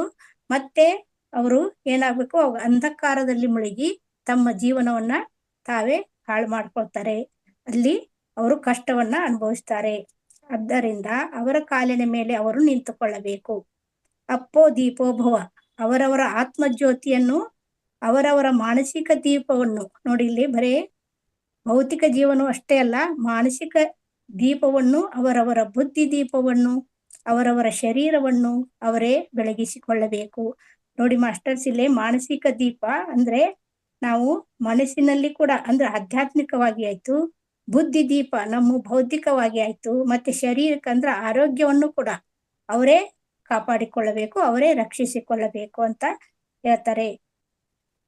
ಅವರು ಒಳ್ಳೆಯದನ್ನ ಆರಿಸ್ಕೊಂಡ್ರೆ ಅವರ ಜೀವನ ಒಳ್ಳೆಯದಾಗುತ್ತದೆ. ಕತ್ತಲೆಯನ್ನ ಅವರು ಆರಿಸ್ಕೊಂಡ್ರೆ ಕತ್ತಲೆ ಜೀವನವನ್ನ ಅವರು ಕಳಿಬೇಕಾಗುತ್ತದೆ. ಆದ್ದರಿಂದ ಕತ್ತಲೆ ಬದುಕು ಕಳೆಯುವುದು ಸ್ವಾವಲಂಬನೆಯ ಬದುಕು, ಬೆಳಕಿನ ಬದುಕು. ದೀಪ ಅಂದರೆ ಇಲ್ಲಿ ಬೆಳಕು. ಅಕ್ಕಪಕ್ಕದವರು ಬಂದು ನಮ್ಮ ಮನೆ ದೀಪವನ್ನು ಬೆಳಗಿಸ್ಲಿಕ್ಕೆ ಸಾಧ್ಯ ಇಲ್ಲ. ನಮ್ಮ ಮನೆ ಬೆಳಗ್ಬೇಕಂದ್ರೆ ನಾವೇ ಬೆಳಗಿಸ್ಬೇಕು. ನಾವು ಕತ್ತಲೆ ಇದೆ ಅಂತ ಕತ್ತಲೆ ಕೋಣೆಯಲ್ಲಿ ಕೂತ್ರೆ ಕತ್ತಲೆ ಅದು ಬೆಳಕು ಆಗ್ಬೇಕಂದ್ರೆ ನಾವೇ ಹೋಗಿ ದೀಪ ಏನು ಲೈಟ್ ಹಾಕಿದಾಗ ಅದು ಬೆಳಕು ಬರುತ್ತೆ. ಅಲ್ಲಿ ಇಲ್ಲ, ಸುಮ್ಮನೆ ಕೂತ್ರೆ ಕತ್ತಲೆ ಹಾಗೆ ನಾವು ಅಂಧಕಾರದಲ್ಲೇ ಕೂಡ್ಬೇಕಾಗುತ್ತೆ ಅಂತ ಇಲ್ಲಿ ಉದಾಹರಣೆ ಮೂಲಕ ನಮ್ಗೆ ತಿಳಿಸಿದ್ದಾರೆ. ವೇದವ್ಯಾಸರು ಕೂಡ ಮಹಾಭಾರತದಲ್ಲಿ ಕೂಡ ಈ ಭಗವದ್ಗೀತೆಯಲ್ಲಿ ಇದನ್ನ ಹೇಳಿದ್ದಾರೆ. ಏನಂದ್ರೆ ಉದ್ಧಾರೇದಾತ್ಮಾನಾತ್ಮನ್ ಆತ್ಮಾನಮ ಸಾಧಯೇತ್ ಆತ್ಮೇವ ಆತ್ಮನೋ ಬಂಧು ಆತ್ಮೇವ ರಿಪೋ ಆತ್ಮಾನ್. ಅಂದರೆ ಉದ್ಧಾರೇದಾತ್ಮಾನಾತ್ಮಾನಂ ಅಂದ್ರೆ ಅವರವರ ಆತ್ಮವನ್ನು ಅವರೇ ಬೆಳಗಿಸಿಕೊಳ್ಳಬೇಕು. ಆತ್ಮಾನಮ ಸಾಧಯೇತ್ ಅಂದ್ರೆ ಅವರ ಆತ್ಮವನ್ನು ಅವರೇ ಉದ್ಧರಿಸಿಕೊಳ್ಳಬೇಕು. ಅವರ ಆತ್ಮವನ್ನು ಅವರು ಉದ್ಧರಿಸಿಕೊಳ್ಳದಿದ್ರೆ ಕುಂಠಿತಗೊಳಿಸಿಕೊಳ್ಳಬಾರದು. ಅಂದ್ರೆ ಆತ್ಮ ಬೆಳವಣಿಗೆ ಆತ್ಮವನ್ನ ಕುಂಠಿತಗೊಳಿಸಲಿಕ್ಕೂ ನಾನೇ ಕಾರಣ, ಬೆಳಗಲಿಕ್ಕೂ ಕೂಡ ನಾನೇ ಕಾರಣ ಅಂತ ಹೇಳ್ತಾರೆ. ಅವರಿಗವರೇ ಬಂಧುವು, ಅವರಿಗವರೇ ಶತ್ರುವು. ನೀನು ಮಾಂಸವನ್ನು ಭಕ್ಷಿಸಿದರೆ 5 ಜನ್ಮಗಳಲ್ಲಿ ಕಲಿತುಕೊಳ್ಳಬೇಕಾದದ್ದನ್ನ 50 ಜನ್ಮಗಳಲ್ಲಿ ನಾನು ಮರು ಜನ್ಮವನ್ನು ಪಡೆದು 50 ಜನ್ಮಗಳವರೆಗೆ ನಾನು ಪಡಿಬೇಕಾಗ್ತದೆ. ಅವಾಗ ನಾನು ಆಗ್ತತಿ ನನ್ನ ಕರ್ಮ ಕಳೆಯೋದಿಲ್ಲ ಅದು. ಹಂಗ ಪ್ರತಿ ಪುನರಪಿ ಮರಣ ಮಾಡಿ ನಾವು 50 ಜನ್ಮವರೆಗೆ ನಾವು ಮತ್ತೆ ಮನುಷ್ಯನಾಗಿ ಹುಟ್ಟಬೇಕಾಗುತ್ತೆ. ಅವಾಗ ನನಗೆ ನಾನು ಇಲ್ಲಿ ಶತ್ರು ಆದೆ. ಆದರೆ ನೀನು ಧ್ಯಾನ ಮಾಡಿ ಅದ್ರ ಬದಲಾಗಿ ನಾವು ಪಾಪವನ್ನೆಲ್ಲ ಕಳೆಯುತ್ತಾ ಹೋಗಿ ಆಗ ನಿನಗೆ ನೀನೇ ಮಿತ್ರನಾಗುತ್ತೀಯ. ನೋಡಿ, ಇಲ್ಲೇ ನಾನು ಮಾಂಸ ಭಕ್ಷಿಸೋದನ್ನ ಮಾಡ್ತಾ ಹೋದ್ರೆ ನಮ್ಮ ಜನ್ಮಗಳು ಸಾಕಷ್ಟು ಜನ್ಮಗಳನ್ನು ಕಡೆದು ನಾವು ಕರ್ಮ ಪ್ರಕ್ಷಾಳನೆಯನ್ನು ಮಾಡ್ಬೇಕಾಗ್ತದೆ. ಆದ್ರೆ ನಾವು ಧ್ಯಾನ ಮಾಡ್ತಾ ಹೋದಾಗ ನಮ್ಮಲ್ಲಿ ನಾವು ಏನೇನ್ ತಪ್ಪು ಮಾಡಿದ್ದೆ ಅನ್ನೋದನ್ನ ಕಂಡುಕೊಂಡು ನಾವು ಕೇವಲ 4-5 ಜನ್ಮದಲ್ಲೇ ನಾವು ಮುಕ್ತಿಯನ್ನ ಪಡೆಯಲು ಸಾಧ್ಯ ಅಂತ ಇಲ್ಲಿ ಹೇಳ್ತಾರೆ. ಅದಕ್ಕಾಗಿ ನೀವು ಪ್ರಾರ್ಥನೆಯನ್ನು ಮಾಡಿ ಗುಡಿಗೆ ಹೋಗಿ ಪ್ರಾರ್ಥನೆ ಮಾಡೋದು ಬೇಕಾಗಿಲ್ಲ. ನಿನ್ನನ್ನು ನೀನು ಉದ್ಧರಿಸ್ಕೊ, ನಿನ್ನ ಆತ್ಮವನ್ನ ನೀನು ನೋಡ್ಕೊ ಅಂತ ಇಲ್ಲಿ ತಿಳಿಸ್ತಾರೆ. ಯಾವ ರಾಮನು, ಕೃಷ್ಣನು, ಶಿವನು ಬಂದು ನಿನ್ನನ್ನು ರಕ್ಷಿಸುವುದಿಲ್ಲ, ನಿನ್ನನ್ನು ನೀನೇ ರಕ್ಷಿಸಿಕೊಳ್ಳಬೇಕು. ಅನ್ಯಥಾ ಶರಣಂ ನಾಸ್ತಿ ಅಂದ್ರೆ ನಿನ್ನನ್ನು ನೀನೇ ಉದ್ಧರಿಸಿಕೊಳ್ಳಬೇಕು. ನಾನು ನಿನಗೆ ಏನು ಮಾಡಲಾಗುವುದಿಲ್ಲ, ನನಗೆ ನೀನು ಏನು ಮಾಡಲಾಗುವುದಿಲ್ಲ. ಇಲ್ಲಿ ಯಾರಿಗ್ಯಾರು ಏನು ಮಾಡಕ್ಕಾಗುವುದಿಲ್ಲ. ಅವರವರ ನಾಶಕ್ಕೂ ಅವರೇ ಕಾರಣ, ಅವರವರ ಉದ್ಧಾರಕ್ಕೂ ಅವರೇ ಕಾರಣ. ಈ ಶಾಸ್ತ್ರವನ್ನ ಇಲ್ಲಿ ಆಧ್ಯಾತ್ಮಿಕ ಶಾಸ್ತ್ರ ಅಂತ ಹೇಳ್ತಾರೆ. ಈಗ ನಾವು ಇಲ್ಲಿ ಗುರೂಜಿಯವರು ಸಾಕಷ್ಟು ನಮ್ಗೆ ಏನು ಧ್ಯಾನವನ್ನು ಕೊಡ್ತಾ ಇದ್ದಾರೆ. ಆದ್ರೆ ನಾವು ಧ್ಯಾನವನ್ನು ಕೊಡುವುದು ಅವ್ರದ್ದು, ಆದ್ರೆ ಅಳವಡಿಸಿಕೊಂಡು ನಾವು ಆರೋಗ್ಯದ್ದಾಯ್ತು, ಆಧ್ಯಾತ್ಮಿಕವಾಯ್ತು, ಅದನ್ನ ನಾವು ಅಳವಡಿಸ್ಕೊಂಡಾಗ ಮಾತ್ರ ನಾವು ಒಳ್ಳೆಯದನ್ನು ತಿಳಿದುಕೊಂಡಾಗ ನಮ್ಮದನ್ನ ನಾವು ಕಂಡುಕೊಳ್ಳಲು ಸಾಧ್ಯ. ಅವ್ರು ಹೇಳ್ತಾರೆ, ನಾವು ಅಳವಡಿಸ್ಕೊಳ್ಳದೆ ಇದ್ರೆ ಕೇಳುದು ಈ ಕಿವಿಯಿಂದ ಬಿಟ್ಟಾಗ ಅದೇನು ನಮ್ಮ ನಾಶಕ್ಕೆ ನಾವೇ ಕಾರಣ ಅಂತ ಇಲ್ಲಿ ಹೇಳ್ತಾರೆ. ಯಾರು ಹೇಳಿಕೊಡುತ್ತಾರೆ? ನಿನಗೆ ಯಾವುದೇ ಒಂದು ಸಂಗೀತ ವಿದ್ಯೆ, ವೀಣೆ ಕಲಿಬೇಕಂದ್ರ ಅವ್ರು ವೀಣೆಯನ್ನು ತಂದು ಕೊಡ್ಬೋದು, ನಮ್ಮ ಕೈಯಲ್ಲಿ ತಂದು ಕೊಡ್ಬೋದು ವೀಣೆ ನುಡಿಸಿ ಅಂದ್ರೆ. ಆದ್ರೆ ವೀಣೆ ನುಡಿಸುವ ವಿದ್ಯೆ ನಮಗೆ ಗೊತ್ತಿದ್ದಾಗ ಮಾತ್ರ ಅದನ್ನು ನುಡಿಸಬಹುದು. ಅದೇ ರೀತಿ ಡ್ಯಾನ್ಸ್ ಮಾಡೋದು ಅಥವಾ ಸಂಗೀತಕ್ಕೆ ಹಾಡು ಕೇಳಬೇಕಂದ್ರೆ ನಮ್ಗೆ ಸಂಗೀತ ವಿದ್ಯೆ ನಾವು ಕಲಿತಾಗ ಮಾತ್ರ ಅದನ್ನು ಸಂಗೀತ ಹಾಡಲಿಕ್ಕೆ ಸಾಧ್ಯ. ಅದೇ ಅಂದ್ರೆ ನಮಗೆ ನಾವು ಮನಸ್ಸು ಮಾಡಿ ನನ್ನ ಮನಸ್ಸನ್ನ ನಾವು ಮಾಡಿ ಕಲಿತಾಗ ಮಾತ್ರ ನನ್ನ ಉದ್ಧಾರ ಇಲ್ಲಿ ಸಾಧ್ಯ ಅಂತ ಹೇಳ್ತಾರೆ. ಗೌತಮ ಬುದ್ಧರು ಹೇಳುವುದು ಏನಂದ್ರೆ, ಅರೆ ತಮ್ಮ ಪ್ರಾರ್ಥನೆ ನೋಡಿ, ನಾವು ಪ್ರಾರ್ಥನೆಯನ್ನು ಈಗ ನಮಗೂ ಆಧ್ಯಾತ್ಮಿಕ ಬರೋ ಪೂರ್ವದಲ್ಲಿ ನಾವು ಎಲ್ಲ ಏನಾದ್ರೂ ಒಂದು ಸಮಸ್ಯೆ ಬಂದ್ರೆ ದೇವಸ್ಥಾನಕ್ಕೆ ಹೋಗೋದು, ಆ ದೇವರಲ್ಲಿ ಹರಕೆ ಹೊರದು ಇಂಥದನ್ನೆಲ್ಲ ಮಾಡ್ತಾ ಇದ್ವಿ. ಈಗ ಅವ್ರು ಹೇಳ್ತಾರೆ, ಪ್ರಾರ್ಥನೆಯನ್ನು ಬಿಡು, ಸಾಧನೆಯನ್ನು ಹಿಡಿದುಕೋ, ಸಾಧನೆಯನ್ನು ನಿನ್ನದಾಗಿಸಿಕೋ. ಪ್ರಾರ್ಥನೆ ಮಾಡ್ತಾ ಮಾಡ್ತಾ ನಾವು ದೇವರಲ್ಲಿ ಅಲ್ಲಿ ಕುಳಿತು ದೇವರ ದೇವಸ್ಥಾನಕ್ಕೆ ಹೋಗಿ ದೇವರ ಎದುರಿನಲ್ಲಿ ಕುಳಿತು ನನಗೆ ಇಷ್ಟೊಂದು ಕಷ್ಟ ಬಂದಿದೆ, ನನ್ನ ಕಷ್ಟಗಳನ್ನ ಪರಿಹಾರ ಮಾಡೋಂತ ನಾವು ಇಡೀ ದಿನ ಕುಳಿತರು ಅದು ಕಷ್ಟ ಪರಿಹಾರ ಆಗೋದಿಲ್ಲ. ಅದನ್ನು ಬಿಟ್ಟು ನೀವು ಸಾಧನೆಯನ್ನ ಮಾಡ್ಬೇಕು. ಆ ಕಷ್ಟಕ್ಕೆ ಪರಿಹಾರವನ್ನ ಕಂಡುಹಿಡಿದು ಅದನ್ನು ಕೆಲಸ ಮಾಡ್ತಾ ಹೋದಾಗ ನಿಮಗೆ ಅದು ನಿಮ್ಮ ಕಷ್ಟ ಪರಿಹಾರವಾಗುತ್ತದೆ ಅಂತ ಇಲ್ಲಿ ತಿಳಿಸ್ತಾರೆ. ಅದೇ ರೀತಿ ಆರ್ಯ ಸಮಾಜದ ಸಂಸ್ಥಾಪಕರಾದಂತ ಸ್ವಾಮಿ ದಯಾನಂದ ಸರಸ್ವತಿಯವರು ಕೂಡ ಮೂರ್ತಿ ಪೂಜೆ ಮೆಟ್ಟಿಲಲ್ಲ, ಅದು ಕಂದಕ. ನೋಡಿ ಎಷ್ಟು ಒಳ್ಳೇದು ಹೇಳ್ತಾರೆ, ಮೂರ್ತಿ ಪೂಜೆ ಮೆಟ್ಟಿಲಲ್ಲದು, ಅದು ಕಂದಕ. ಅಂದ್ರೆ ನಮ್ಮನ್ನ ಅಲ್ಲಿ ಹೋಗಿ ಕಂದಕದಲ್ಲಿ ಅದು ಬೀಳಿಸ್ತೈತೆ. ಅದನ್ನ ಅಪಾರವಾಗಿ ನಂಬದಾಗ ನಾವು ಅಲ್ಲಿ ಬೀಳ್ತೇವಿ. ಅದಕ್ಕಾಗಿ ಪ್ರಾರ್ಥನೆಯನ್ನು ಬಿಡಿ. ಸಂಗೀತ ಪ್ರಾರ್ಥನೆ ಅನ್ನೋದು ಇದೆಯಾ, ಸಂಗೀತ ಸಾಧನೆಯನ್ನು ಮಾಡಿ ನೀವು ಅಂದ್ರೆ ಸಂಗೀತ ಪ್ರಾರ್ಥನೆ ಮಾಡೋದು ಬೇಡ, ನೀವು ಸಂಗೀತದ ಬಗ್ಗೆ ಸಾಧನೆಯನ್ನು ಮಾಡಿದಾಗ ನೀವು ಉದ್ಧಾರ ಆಗ್ತೀರಾ ಅಂತ ಇಲ್ಲಿ ತಿಳಿಸ್ತಾರೆ. ಈಗ ನಮ್ಮ ಏನು ಹೆಸರಾಂತ ಸಂಗೀತಗಾರರು ಬಿಸ್ಮಿಲ್ಲಾ ಖಾನರು ಅಂತ, ನಾವು ಅವರನ್ನ ನೋಡ್ತಾ ನೋಡ್ತಾ ಕುಳಿತರೆ ನಮಗೆ ಸಂಗೀತ ಬರೋದಿಲ್ಲ. ಅವ್ರು ಯಾವ ರೀತಿ ಸಾಧನೆ ಮಾಡಿದ್ರು, ಅವ್ರ ಸಂಗೀತದಲ್ಲಿ ಆ ರೀತಿ ನಾವು ಸಾಧನೆ ಮಾಡ್ತಾ ಮಾಡ್ತಾ ಹೋದಾಗ ಅವರಂತೆ ಕೂಡ ನಾವು ಪ್ರಸಿದ್ಧ ಸಂಗೀತಗಾರರಾಗಬಹುದು. ಅದರಿಂದ ವಿಗ್ರಹಗಳಿಗೆ ಪ್ರಾರ್ಥನೆ ಮಾಡಿದರೆ ಸಂಗೀತ ಬರುವುದಿಲ್ಲ. ನಾವು ಸಂಗೀತದ ಬಗ್ಗೆ ಸಾಧನೆ ಮಾಡಿದಾಗ ಮಾತ್ರ ನಮ್ಮಲ್ಲಿ ಸಂಗೀತ ಬರುತ್ತದೆ ಅಂತ ಇಲ್ಲಿ ಹೇಳ್ತಾರೆ. ಅಂದ್ರೆ ಉದಾಹರಣೆ ಕೊಟ್ಟು, ಅಪ್ಪೋ ದೀಪವೋ ಅಂದ್ರೆ ನಾನು ನನ್ನ ಉದ್ಧಾರವನ್ನು ಮಾಡಿಸ್ಕೊಳ್ಳಿಕ್ಕೆ ನಾನು ಪ್ರಯತ್ನ ಪಡಬೇಕು ಅಂತ ಇಲ್ಲಿ ತಿಳಿಸ್ತಾರೆ. ಯಾರು ಒಂದು ನಿಮಗೆ ಒಳ್ಳೇದು ಇಂಥದ್ದು ಒಂದು ಪುಸ್ತಕ ಇದೆ, ಒಳ್ಳೆಯ ಪುಸ್ತಕ, ಅದನ್ನ ನೀವು ಓದ್ರಿ ಅಂತಂದು ನಾವು ಪುಸ್ತಕವನ್ನು ಒಬ್ರು ಬಂದು ನಮ್ಗೆ ಗಿಫ್ಟ್ ಕೊಡ್ಬೋದು. ಆ ಗಿಫ್ಟ್ ಕೊಟ್ಟಾಗ ನಾನ್ ಮನಸ್ಸು ಮಾಡ್ಬೇಕು, ಆ ಪುಸ್ತಕವನ್ನು ಓದ್ಬೇಕು, ಅದರಲ್ಲಿರುವಂತ ತಿರುಳನ್ನ ನಾನು ತಿಳಿದುಕೊಳ್ಬೇಕಂತ ಅನ್ನೋದು ನನ್ನ ಮನಸ್ಸಿನಲ್ಲಿ ಬಂದಾಗ ಮಾತ್ರ ನಾನು ಆ ಪುಸ್ತಕ ಕೊಟ್ಟಿದ್ದಕ್ಕೂ ಇದು. ಆದ್ರೆ ಆ ಪುಸ್ತಕವನ್ನೇ ಅವ್ರು ಓದಿ ನಮ್ಗೆ ತಿಳಿಸ್ಲಿಕ್ಕೆ ಸಾಧ್ಯ ಇಲ್ಲ. ಆದ್ದರಿಂದ ನಾವು ಸಾಧನೆ ಸಾಧನೆ ಸಾಧನೆ ಪ್ರತಿದಿನ ಸಾಧನೆಯನ್ನ ಮಾಡ್ತಾ ಹೋದಾಗ, ಆ ಶ್ರದ್ಧೆಯಿಂದ ಸಾಧನೆಯನ್ನ ಮಾಡ್ತಾ ಹೋದಾಗ ಬುದ್ಧನಿಗಿಂತ ಹಿಂದೆ ಎಲ್ಲರೂ ಪ್ರಾರ್ಥನೆ, ಬುದ್ಧರು ಕೂಡ ಇದನ್ನೇ ತಿಳಿದುಕೊಂಡಿದ್ರು. ಬುದ್ಧರಿಗೆ ತಿಳಿತು, ಅವ್ರಿಗೆ ಎಲ್ಲರೂ ನೋಡ್ತಾರೆ, ಎಲ್ಲರೂ ಪ್ರಾರ್ಥನೆಯನ್ನು ಮಾಡ್ತಾರೆ, ದೇವಸ್ಥಾನಕ್ಕೆ ಹೋಗ್ತಾರೆ, ಏನು ಎಲ್ಲ ನೋಡ್ತಾರೆ. ಆದ್ರೆ ಯಾರು ಸುಖದಿಂದ ಇರುವುದನ್ನ, ಸಂತೋಷದಿಂದ ಇರುವುದನ್ನ ಅವರು ಕಾಣ್ಲಿಲ್ಲ. ಇಷ್ಟೆಲ್ಲ ಇವರು ದುಃಖವನ್ನೇ, ಎಲ್ಲರಲ್ಲಿ ದುಃಖವನ್ನ ಕಾಣ್ತಾರೆ ಅವರು. ಏತಕ್ಕೆ ಅಂದ್ರೆ ಅವರು ಎಲ್ಲರೂ ಪ್ರಾರ್ಥನೆಗಳಿಂದ ಮಾಡ್ತಾ ಇದ್ರು, ಅದಕ್ಕೆ ಆದ್ರೂ ಕೂಡ ಯಾವ್ದು ಸರಿ ಹೋಗಿಲ್ಲಲ್ಲ ಅಂತ ಅವ್ರು ಕಂಡುಕೊಳ್ತಾರೆ. ಇವರು ಮಾಡಬೇಕಾದದನ್ನ ಮಾಡ್ತಾ ಇಲ್ಲ, ಮಾಡಬಾರದನ್ನ ಇವ್ರು ಮಾಡ್ತಾ ಇದ್ದಾರೆ. ಅಂದ್ರೆ ಪ್ರಾರ್ಥನೆ ದೇವ್ರು ಮಾಡ್ತಾನೆ, ದೇವ್ರು ನಮ್ಮ ಕಷ್ಟಗಳನ್ನು ಕಳೀತಾನೆ ಅಂತ ದೇವರ ಹಿಂದೆ ಹೋಗಿ ದೇವಸ್ಥಾನಗಳಿಂದ ಏನು ಮಸೀದಿ ಏನು ಚರ್ಚ್ ಎಲ್ಲಾ ಕಡೆ ಹೋಗ್ತಾರೆ. ಆದ್ರೆ ಯಾರು ಒಬ್ರು ಸುಖವಾಗಿಲ್ಲ ಅನ್ನೋದನ್ನ ಅವ್ರು ಕಂಡ್ಕೊಳ್ತಾರೆ. ಕಂಡ್ಕೊಂಡು ನಂತರ ಅವರು ಸಾಧನೆಯನ್ನು ಮಾಡ್ರಿ ಅಂತ ಅದನ್ನ ಎಲ್ಲರಿಗೂ ಪ್ರಚಾರ ಮಾಡ್ತಾ ಹೋಗ್ತಾರೆ. ಎಷ್ಟು ಗುಡಿಗಳು, ಎಷ್ಟು ಮಸೀದಿಗಳು, ಎಷ್ಟು ಚರ್ಚ್ಗಳು ಎಲ್ಲ ಕಾರ್ಯಕ್ರಮಗಳನ್ನು ಮಾಡ್ತಾರೆ. ಆದ್ರೆ ಯಾರು ಒಬ್ರು ಇಲ್ಲಿ ದುಃಖ ರಹಿತರಾಗಿಲ್ಲ, ಎಲ್ಲರೂ ದುಃಖದಿಂದ ಕೂಡಿದ್ದಾರೆ. ಏಕೆಂದರೆ ಮಾಡಬಾರದನ್ನು ಮಾಡುತ್ತಿದ್ದಾರೆ, ಮಾಡಬೇಕಾದದ್ದನ್ನು ಮಾಡುತ್ತಿಲ್ಲ. ಮಾಡಬಾರದ್ದು ಪರಾವಲಂಬನೆ ಅಂದ್ರೆ ಮತ್ತೊಬ್ಬರ ಮೇಲೆ ನಾವು ಅವಲಂಬನೆ ಆಗಿದ್ದೇವೆ. ಅವರು ನಮ್ಮ ತಂದೆ ತಾಯಿ ನಮ್ಮ ಕಷ್ಟಗಳನ್ನು ಪರಿಹರಿಸ್ತಾರೆ, ನಮ್ಮ ಏನು ಸಂಬಂಧಿಕರು ನಮ್ಮ ಕಷ್ಟಗಳನ್ನು ಪರಿಹರಿಸ್ತಾರೆ, ದೇವರು ನಮ್ಮ ಕಷ್ಟಗಳನ್ನ ಪರಿಹರಿಸ್ತಾನೆ ಅಂತ ಪರಾವಲಂಬನೆಯಾಗಿ ನಾವು ದುಃಖದಲ್ಲೇ ಇದ್ದೇವೆ. ಆದರೆ ನಾವು ಮಾಡಬೇಕಾಗದ್ದು ಯಾವುದು? ಸ್ವಾವಲಂಬನೆ. ನಾವೇ ನಮ್ಮ ಕಾಲ ಮೇಲೆ ನಾವೇ ನಿಲ್ಬೇಕು, ನಮ್ಮ ಕಷ್ಟಗಳನ್ನ ನಾವೇ ಪರಿಹರಿಸಿಕೊಳ್ಬೇಕು. ಅದೇ ಅಪ್ಪೋ ದೀಪೋಭವ, ನಿನ್ನ ಜ್ಯೋತಿಯನ್ನ ನೀನೇ ಬೆಳಗಿಸಿಕೊಳ್ಳು. ಎಣ್ಣೆ ಇದೆ, ಬತ್ತಿ ಇದೆ, ನಿನ್ನ ಕೈಯಲ್ಲೇ ಬೆಂಕಿ ಪೊಟ್ಟಣ ಸಹ ಇದ್ದು ಯಾರೋ ಬಂದು ಬೆಳಗಿಸುತ್ತಾರೆಂದರೆ ಯಾರೂ ಬಂದು ಬೆಳಗಿಸುವುದಿಲ್ಲ. ಒಂದು ದೀಪವನ್ನು ಬೆಳಗಿಸಬಹುದು, ನಿನ್ನ ಜೀವನ ಜ್ಯೋತಿಯನ್ನು ಯಾರು ಬೆಳಗಿಸುವುದಿಲ್ಲ. ನಿನ್ನ ಕೈಗೆ ಯಾರಾದರೂ ವೀಣೆಯನ್ನು ತಂದು ಕೊಟ್ರೆ, ಆಗ್ಲೇ ಉದಾಹರಣೆ ಹೇಳಿದೆ ನಾನು, ಅದೇ ನನ್ನ ಬಹಳ ಅಂದ್ರೆ ನಮ್ಮ ಒಂದು ದಿನ ಬಂದು ಅವ್ರು ದೀಪ ಹಚ್ಬೋದು, ನಮ್ಮ ಮನೆಯ ದೀಪವನ್ನು ಹಚ್ಬೋದು. ಆದ್ರೆ ನನ್ನ ಜೀವನ ಜ್ಯೋತಿಯನ್ನು ಬೆಳಗಿಸಲಿಕ್ಕೆ ಬೇರೆ ಯಾರು ಸಾಧ್ಯ ಇಲ್ಲ, ನಾನೇ ಬೆಳಗಿಸಿಕೊಳ್ಳಬೇಕು ಅಂತ ಇಲ್ಲಿ ಹೇಳ್ತಾರೆ. ನೀನು ಯಾವ ಕರ್ಮವನ್ನು ಮಾಡುತ್ತೀಯೋ ಅದೇ ಫಲವನ್ನು ಪಡೆಯುವೆ. ಕರ್ಮ ಸಿದ್ಧಾಂತ ಬಗ್ಗೆ ನಿನ್ನೆ ಮೇಡಮ್ ಕ್ಲಾಸ್ ಕೊಟ್ರು. ಅದೇ ರೀತಿ ಕರ್ಮ ಸಿದ್ಧಾಂತದ ಹೇಳುವುದೇನೆಂದರೆ, ನಿನ್ನ ಜೀವನವನ್ನು ನೀನು ಸಫಲ ಮಾಡಿಕೊಳ್ಳಬಹುದು, ಮತ್ಯಾರು ಬಂದು ಇಲ್ಲಿ ಬೆಳಗಿಸಲಾರರು ಅಥವಾ ಸಹಾಯ ಮಾಡಲಾರರು. ಇದು ಅರ್ಥ ಮಾಡಿಕೊಳ್ಳದಿದ್ದರೆ ಏನಾಗುತ್ತದೆ? ತಂದೆ ತಾಯಿಯರ ಮೇಲೆ ಕೋಪ. ನೋಡಿ, ಏನಾದ್ರೂ ನಮ್ಗೆ ಒಂದು ಸರಿಯಾದ ನಮ್ ಕೆಲಸ ಸಿಕ್ಕಿಲ್ಲ ಅಂದ್ರೆ ಈಗ ಬಹಳಷ್ಟು ಜನ ನೋಡಿದ್ರೆ, ನಮ್ ತಂದೆ ತಾಯಿ ನನಗೆ ಸರಿಯಾದ ದಾರಿ ತೋರಿಸ್ಲಿಲ್ಲ, ನನಗೆ ಇದು ಇಷ್ಟ ಇದ್ದಿದ್ದಿಲ್ಲ, ನನಗೆ ಈ ಕೋರ್ಸ್ಗೆ ಹಾಕಿದ್ರು. ಹಂಗೆ ತಂದೆ ತಾಯಿಯರ ಮೇಲೆ ನಾವು ಕೋಪ ಮಾಡ್ಕೊಳ್ಳೋದು. ದೇವರ ಮೇಲೆ, ನನ್ನ ನಸೀಬನ ಸರಿ ಇಲ್ಲ, ದೇವರು ಕೆಟ್ಟ ಹಣೆ ಬರವನ್ನು ಬರ್ದಿದ್ದಾನೆ ಅಂತ ದೇವರ ಮೇಲೆ ಕೋಪ ಮಾಡ್ಕೊಳ್ಳೋದು.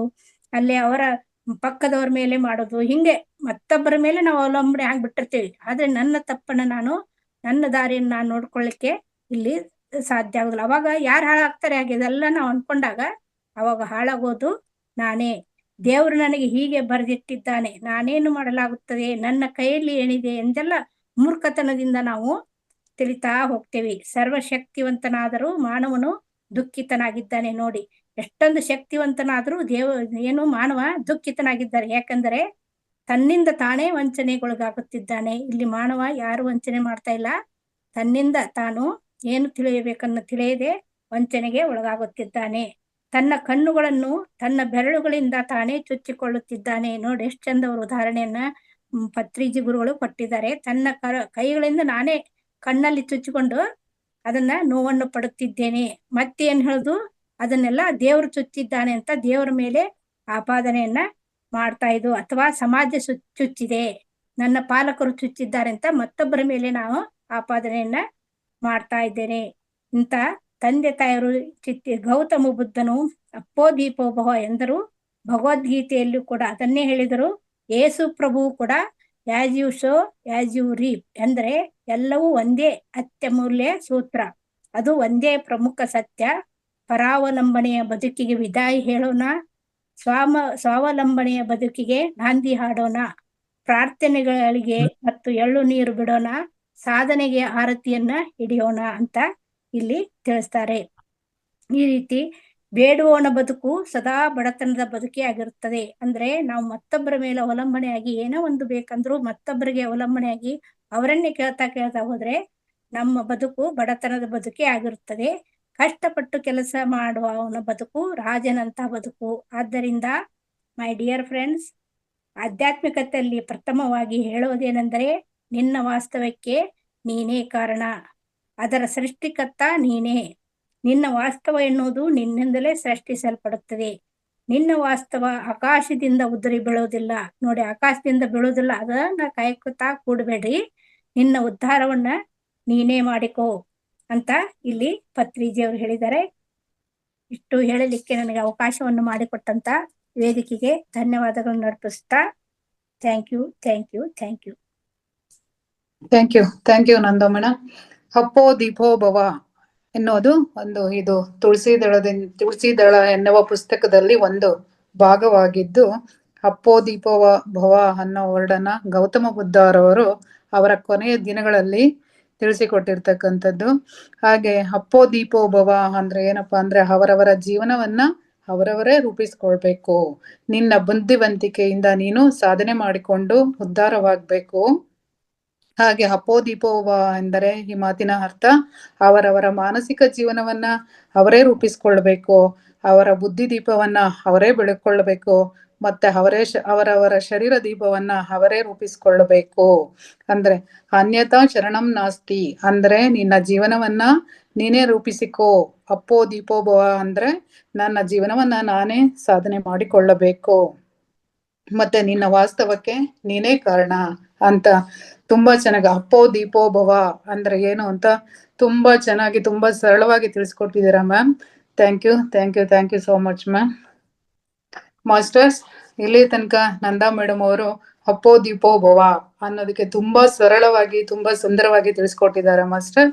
ಈ ವಿಷಯದಲ್ಲಿ ನಿಮ್ಗೆ ಏನಾದರೂ ಕ್ವಶನ್ಸ್ಗಳಿದ್ರೆ ಅಥವಾ ನಿಮ್ಮ ಅನಿಸಿಕೆಗಳಿದ್ರೆ ಮೇಡಮ್ಗೆ ಹ್ಯಾಂಡ್ ರೈಸ್ ಮಾಡಿ ಕೇಳ್ಬೋದು ಮಾಸ್ಟರ್ಸ್. ಹ್ಯಾಂಡ್ ರೈಸ್ ಮಾಡಿ ಇದ್ರ ಬಗ್ಗೆ ಏನಾದ್ರೂ ನಿಮ್ ಕ್ವಶನ್ಸ್ ಇದ್ರು ಅಥವಾ ಮೇಡಮ್ ಕ್ಲಾಸ್ ಯಾವ ತರ ಇತ್ತು ಅಂತ ನಿಮ್ಮ ಅನಿಸಿಕೆಗಳನ್ನಾದ್ರೂ ತಿಳಿಸ್ಬೋದು ಮಾಸ್ಟರ್ಸ್. ಹ್ಯಾಂಡ್ ರೈಸ್ ಮಾಡಿ. ನಿಮ್ಮ ಅನಿಸಿಕೆಗಳನ್ನ ತಿಳಿಸ್ಬೋದು, ಅಥವಾ ನಿಮ್ದು ಏನೇ ಕ್ವಶನ್ಸ್ ಇದ್ರು ಕೇಳ್ಕೊಬಹುದು ಮಾಸ್ಟರ್ಸ್.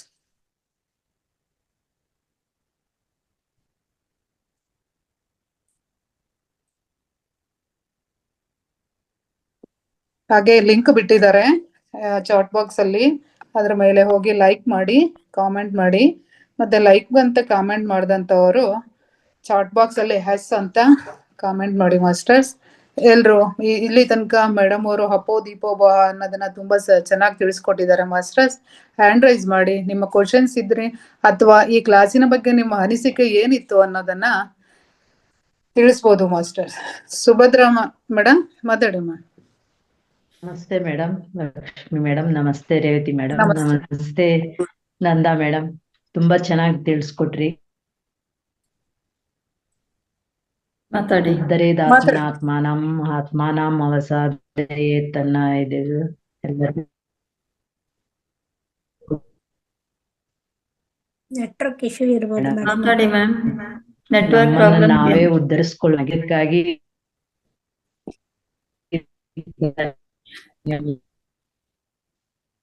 ಕೇಳ್ತಾ ಇಲ್ಲ. ನೆಟ್ವರ್ಕ್ ಪ್ರಾಬ್ಲಮ್ ಇದೆ ಅನ್ಸುತ್ತೆ. ಸ್ವಲ್ಪ ಹತ್ರ ಮಾತಾಡಿ ಅಂತ ನೋಡುವ.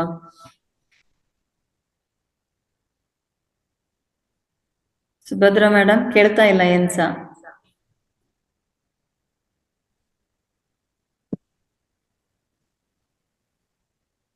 ಓಕೆ, ಮುಂದೆ ಯಾರಾದ್ರೂ ಮಾತಾಡೋ ಇದ್ದಾರ?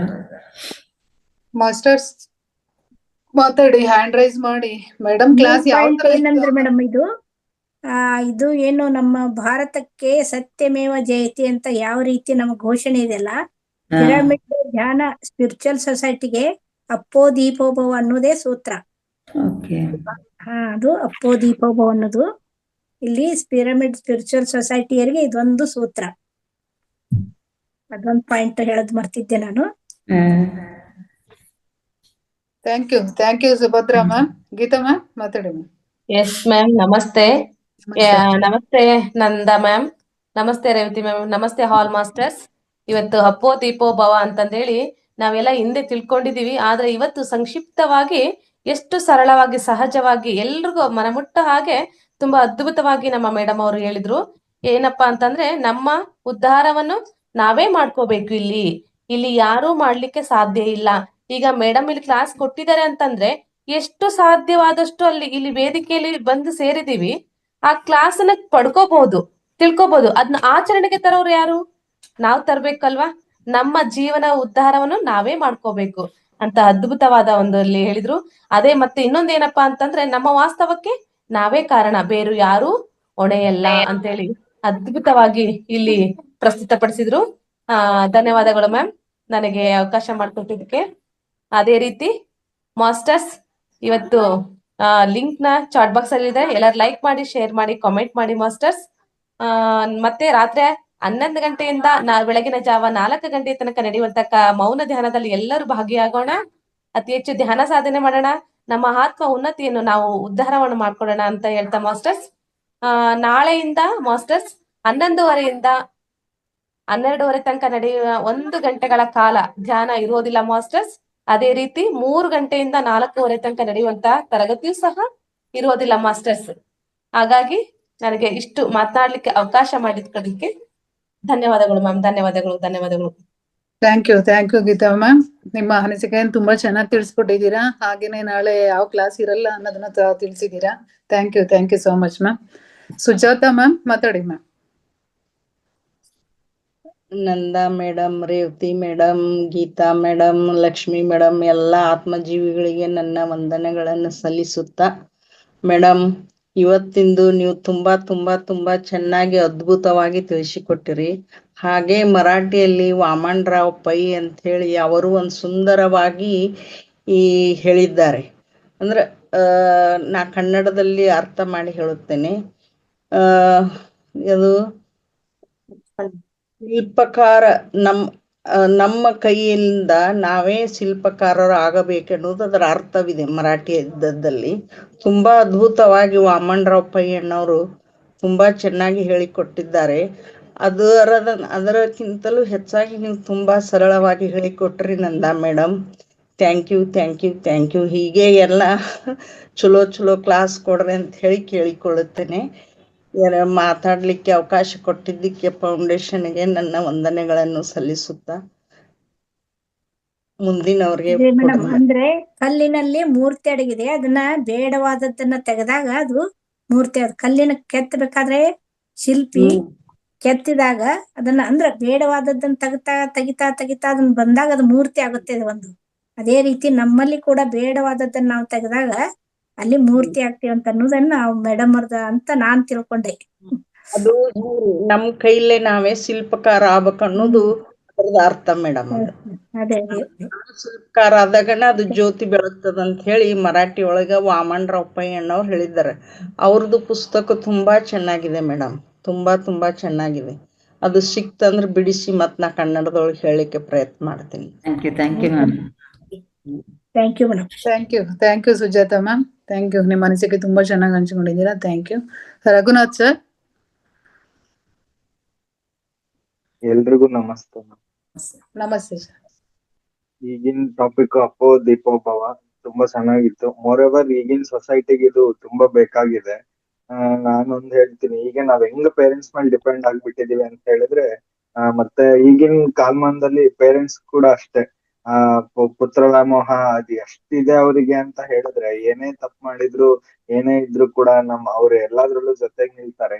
ಒಂದ್ ಸ್ಟೇಜ್ ವರ್ಗು ಅವ್ರನ್ನ ಕೈ ಬೆಳೆಸಿ ಅಲ್ಲಿಂದ ಬಿಟ್ಟು ಅವ್ರ ಕರ್ಮ ಅವ್ರು ಅನ್ಭವಿಸ್ತಾರೆ. ಅವ್ರು ಮಾಡಿದ್ದ ಅವ್ರು ಇದು ಮಾಡ್ತಾರೆ ಅಂತ ಕೈ ಬಿಟ್ರೆ ಅವ್ರ ಜೀವನ ಅವ್ರು ಕಂಡ್ಕೊಳ್ತಾರೆ. ಅವ್ರು ಮಾಡಿದ್ದ ಅವ್ರಿಗಿರುತ್ತೆ. ಇದನ್ನ ನಾನ್ ತಿಳ್ಕೊಂಡಿದೀನಿ. ಮೊರೋವರ್ ದಟ್ ಮೂರ್ತಿ ಪೂಜೆ ಮೆಟ್ಟಿಲಲ್ಲ, ಅದು ಕಂದಕ. ಮತ್ತೆ ನಾವೇನು ಮೂರ್ತಿ ಪೂಜೆ ಮಾಡ್ತಾ ನಮ್ ಟೈಮ್ ವೇಸ್ಟ್ ಮಾಡೋ ಬದಲು ಅದನ್ನೇ ಸಾಧನೆ ಆಗಿ ಮಾಡ್ಕೊಂಡ್ರೆ ನಾವೊಂದು ಒಳ್ಳೆ ಅದಿಗೆ ಹೋಗ್ತೀವಿ ಅನ್ನೋದನ್ನ ತಿಳ್ಕೊಂಡಿದೀನಿ. Thank you so much. Thank you so much sir. ಪ್ರತಿ ಕ್ಲಾಸ್ ನಲ್ಲೂ ನಿಮ್ಮ ಅನಿಸಿಕೆಗಳನ್ನ ತುಂಬಾ ಚೆನ್ನಾಗಿ ಹಂಚ್ಕೊಂತೀರಾ ಸರ್.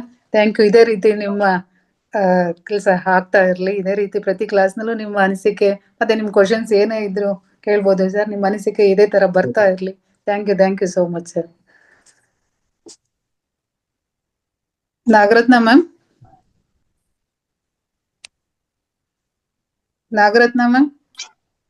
ನಮಸ್ತೆ ಮೇಡಮ್.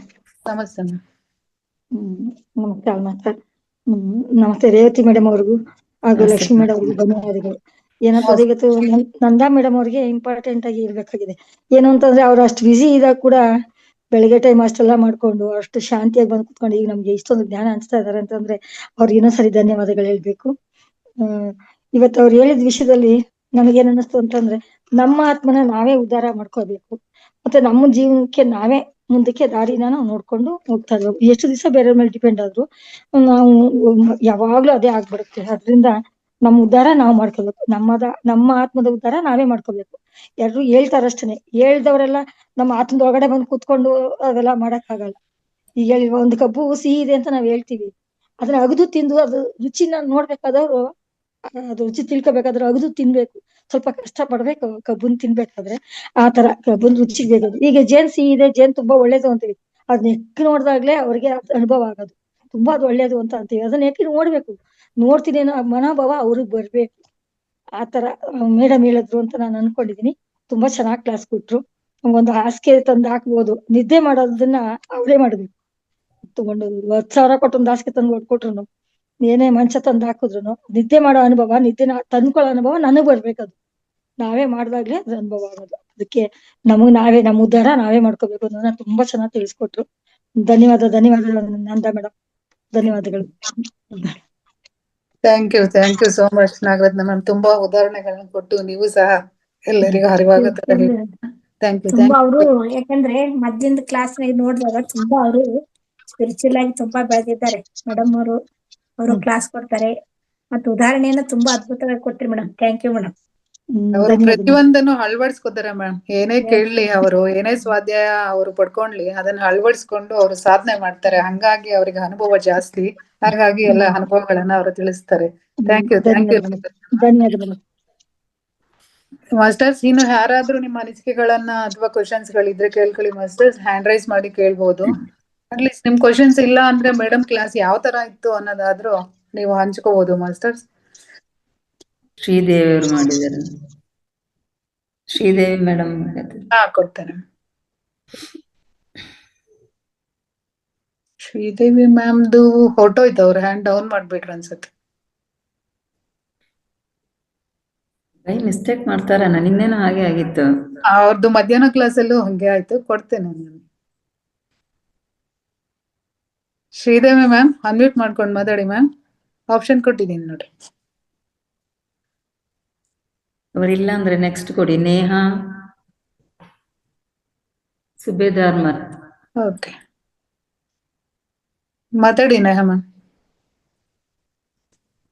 Hello hello hello. ಹಾ, ಎಲ್ಲರಿಗೂ ನಮಸ್ಕಾರ ಮಾಸ್ಟರ್ ಅವರಿಗೆ. ನಮಸ್ತೆ ಮ್ಯಾಮ್, ಮಾತಾಡಿ. ನಂದಾ ಮೇಡಮ್ ಅವರ ನಮ್ಮ ಅಧಿಕಾರಿಗಳವರು. ನಾವು ಅವ್ರ ಕೈಯಲ್ಲಿ 10 ವರ್ಷ ಸರ್ವಿಸ್ ಮಾಡಿದ್ದೇವೆ. ಆದ್ರೆ ನಾವೀಗ ರಿಟೈರ್ಡ್ ಆಗಿದ್ದೀವಿ ಮನೆಯಲ್ಲಿ. ಒಂದ್ ಹೇಳ್ತೇನೆ, ಇಲ್ಲಿ ಅಧಿಕಾರಿ ಏನು ಇಲ್ಲ, ಇಲ್ಲಿ ಎಲ್ಲರೂ ಒಂದೇ. ಇಲ್ಲಿ ಎಲ್ಲಾರು ಒಂದೇ, ಆದ್ರೂ ಹೇಳಿದ್ದು ನಾವು ನಿಮ್ ಕೈಯಲ್ಲಿ ಸರ್ವಿಸ್ ಮಾಡೇವಿಲ್ಲ, ಅದಕ್ಕೆ ನಾವ್ ಹೇಳ್ಕೊಳ್ಳೋದು ಅಷ್ಟೇ. ಎಲ್ಲಾರು ಒಂದೇ, ಇಲ್ಲ ಅಂತಲ್ಲ ರೀ. ಆದ್ರೆ ನಿಮ್ ಕೈಯಲ್ಲಿ ಸರ್ವಿಸ್ ಮಾಡಿ ನೀವು ಇದ್ರೊಳಗೆ ನಮ್ ಜ್ಞಾನದೊಳಗೆ ನಮ್ಮನ್ನ ಕರ್ಕೊಂಡ್ ಬಂದು ನಮಗ ಒಳ್ಳೆ ಮಾರ್ಗವನ್ನು ಸೂಚಿಸಿದಿರಿ. ಅದಕ್ಕಾಗಿ ನಿಮ್ಗೆ ಧನ್ಯವಾದಗಳು. ಆಮೇಲೆ ಇದ್ರ ದೀಪೋತ್ಸವದ ಬಗ್ಗೆ ಸ್ವಂತ ನಮ್ಮ ಕಾಲ ಮೇಲೆ ನಾವೇ ನಿಲ್ಬೇಕು, ಮಕ್ಕಳಿಗೂ ಸ್ವಂತ ಅವ್ರ ಕಾಲ ಮೇಲೆ ಅವರೇ ನಿಲ್ಲೋದಕ್ಕೆ ತಿಳಿಸ್ಕೊಟ್ಟಿದ್ದಕ್ಕೆ ನಿಮ್ಗೆಲ್ಲ ಹೃತ್ಪೂರ್ವಕವಾಗಿ ಧನ್ಯವಾದಗಳು ಮೇಡಮ್. ಹೃತ್ಪೂರ್ವಕ ಧನ್ಯವಾದಗಳು. Thank you ma'am. Umadevi ma'am. Namaste madam. Namaste. Namaste Nanda madam. ನಮಸ್ತೆ. ಕ್ಲಾಸ್ ತುಂಬಾ ಚೆನ್ನಾಗಿತ್ತು ಮೇಡಮ್. ನಮ್ ಜೀವನ ನಾವೇ ರೂಪಿಸ್ಕೋಬೇಕು ಅನ್ನೋದನ್ನ ತುಂಬಾ ಚೆನ್ನಾಗಿ ಹೇಳಿದ್ರು. ತುಂಬಾ ಚೆನ್ನಾಗಿತ್ತು ಕ್ಲಾಸು.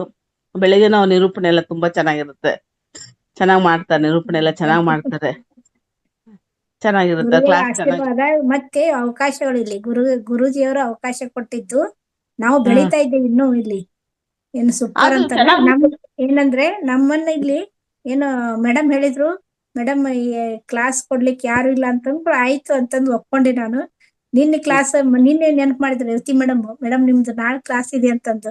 ಹೌದಾ, ನಾಳೆನ ಇದೆ ಅಂತಂದು ಮತ್ತೆ ಸಾಯಂಕಾಲ ಬಂದು ನಾನು ಪ್ರಿಪೇರ್ ಆಗಿದ್ದು.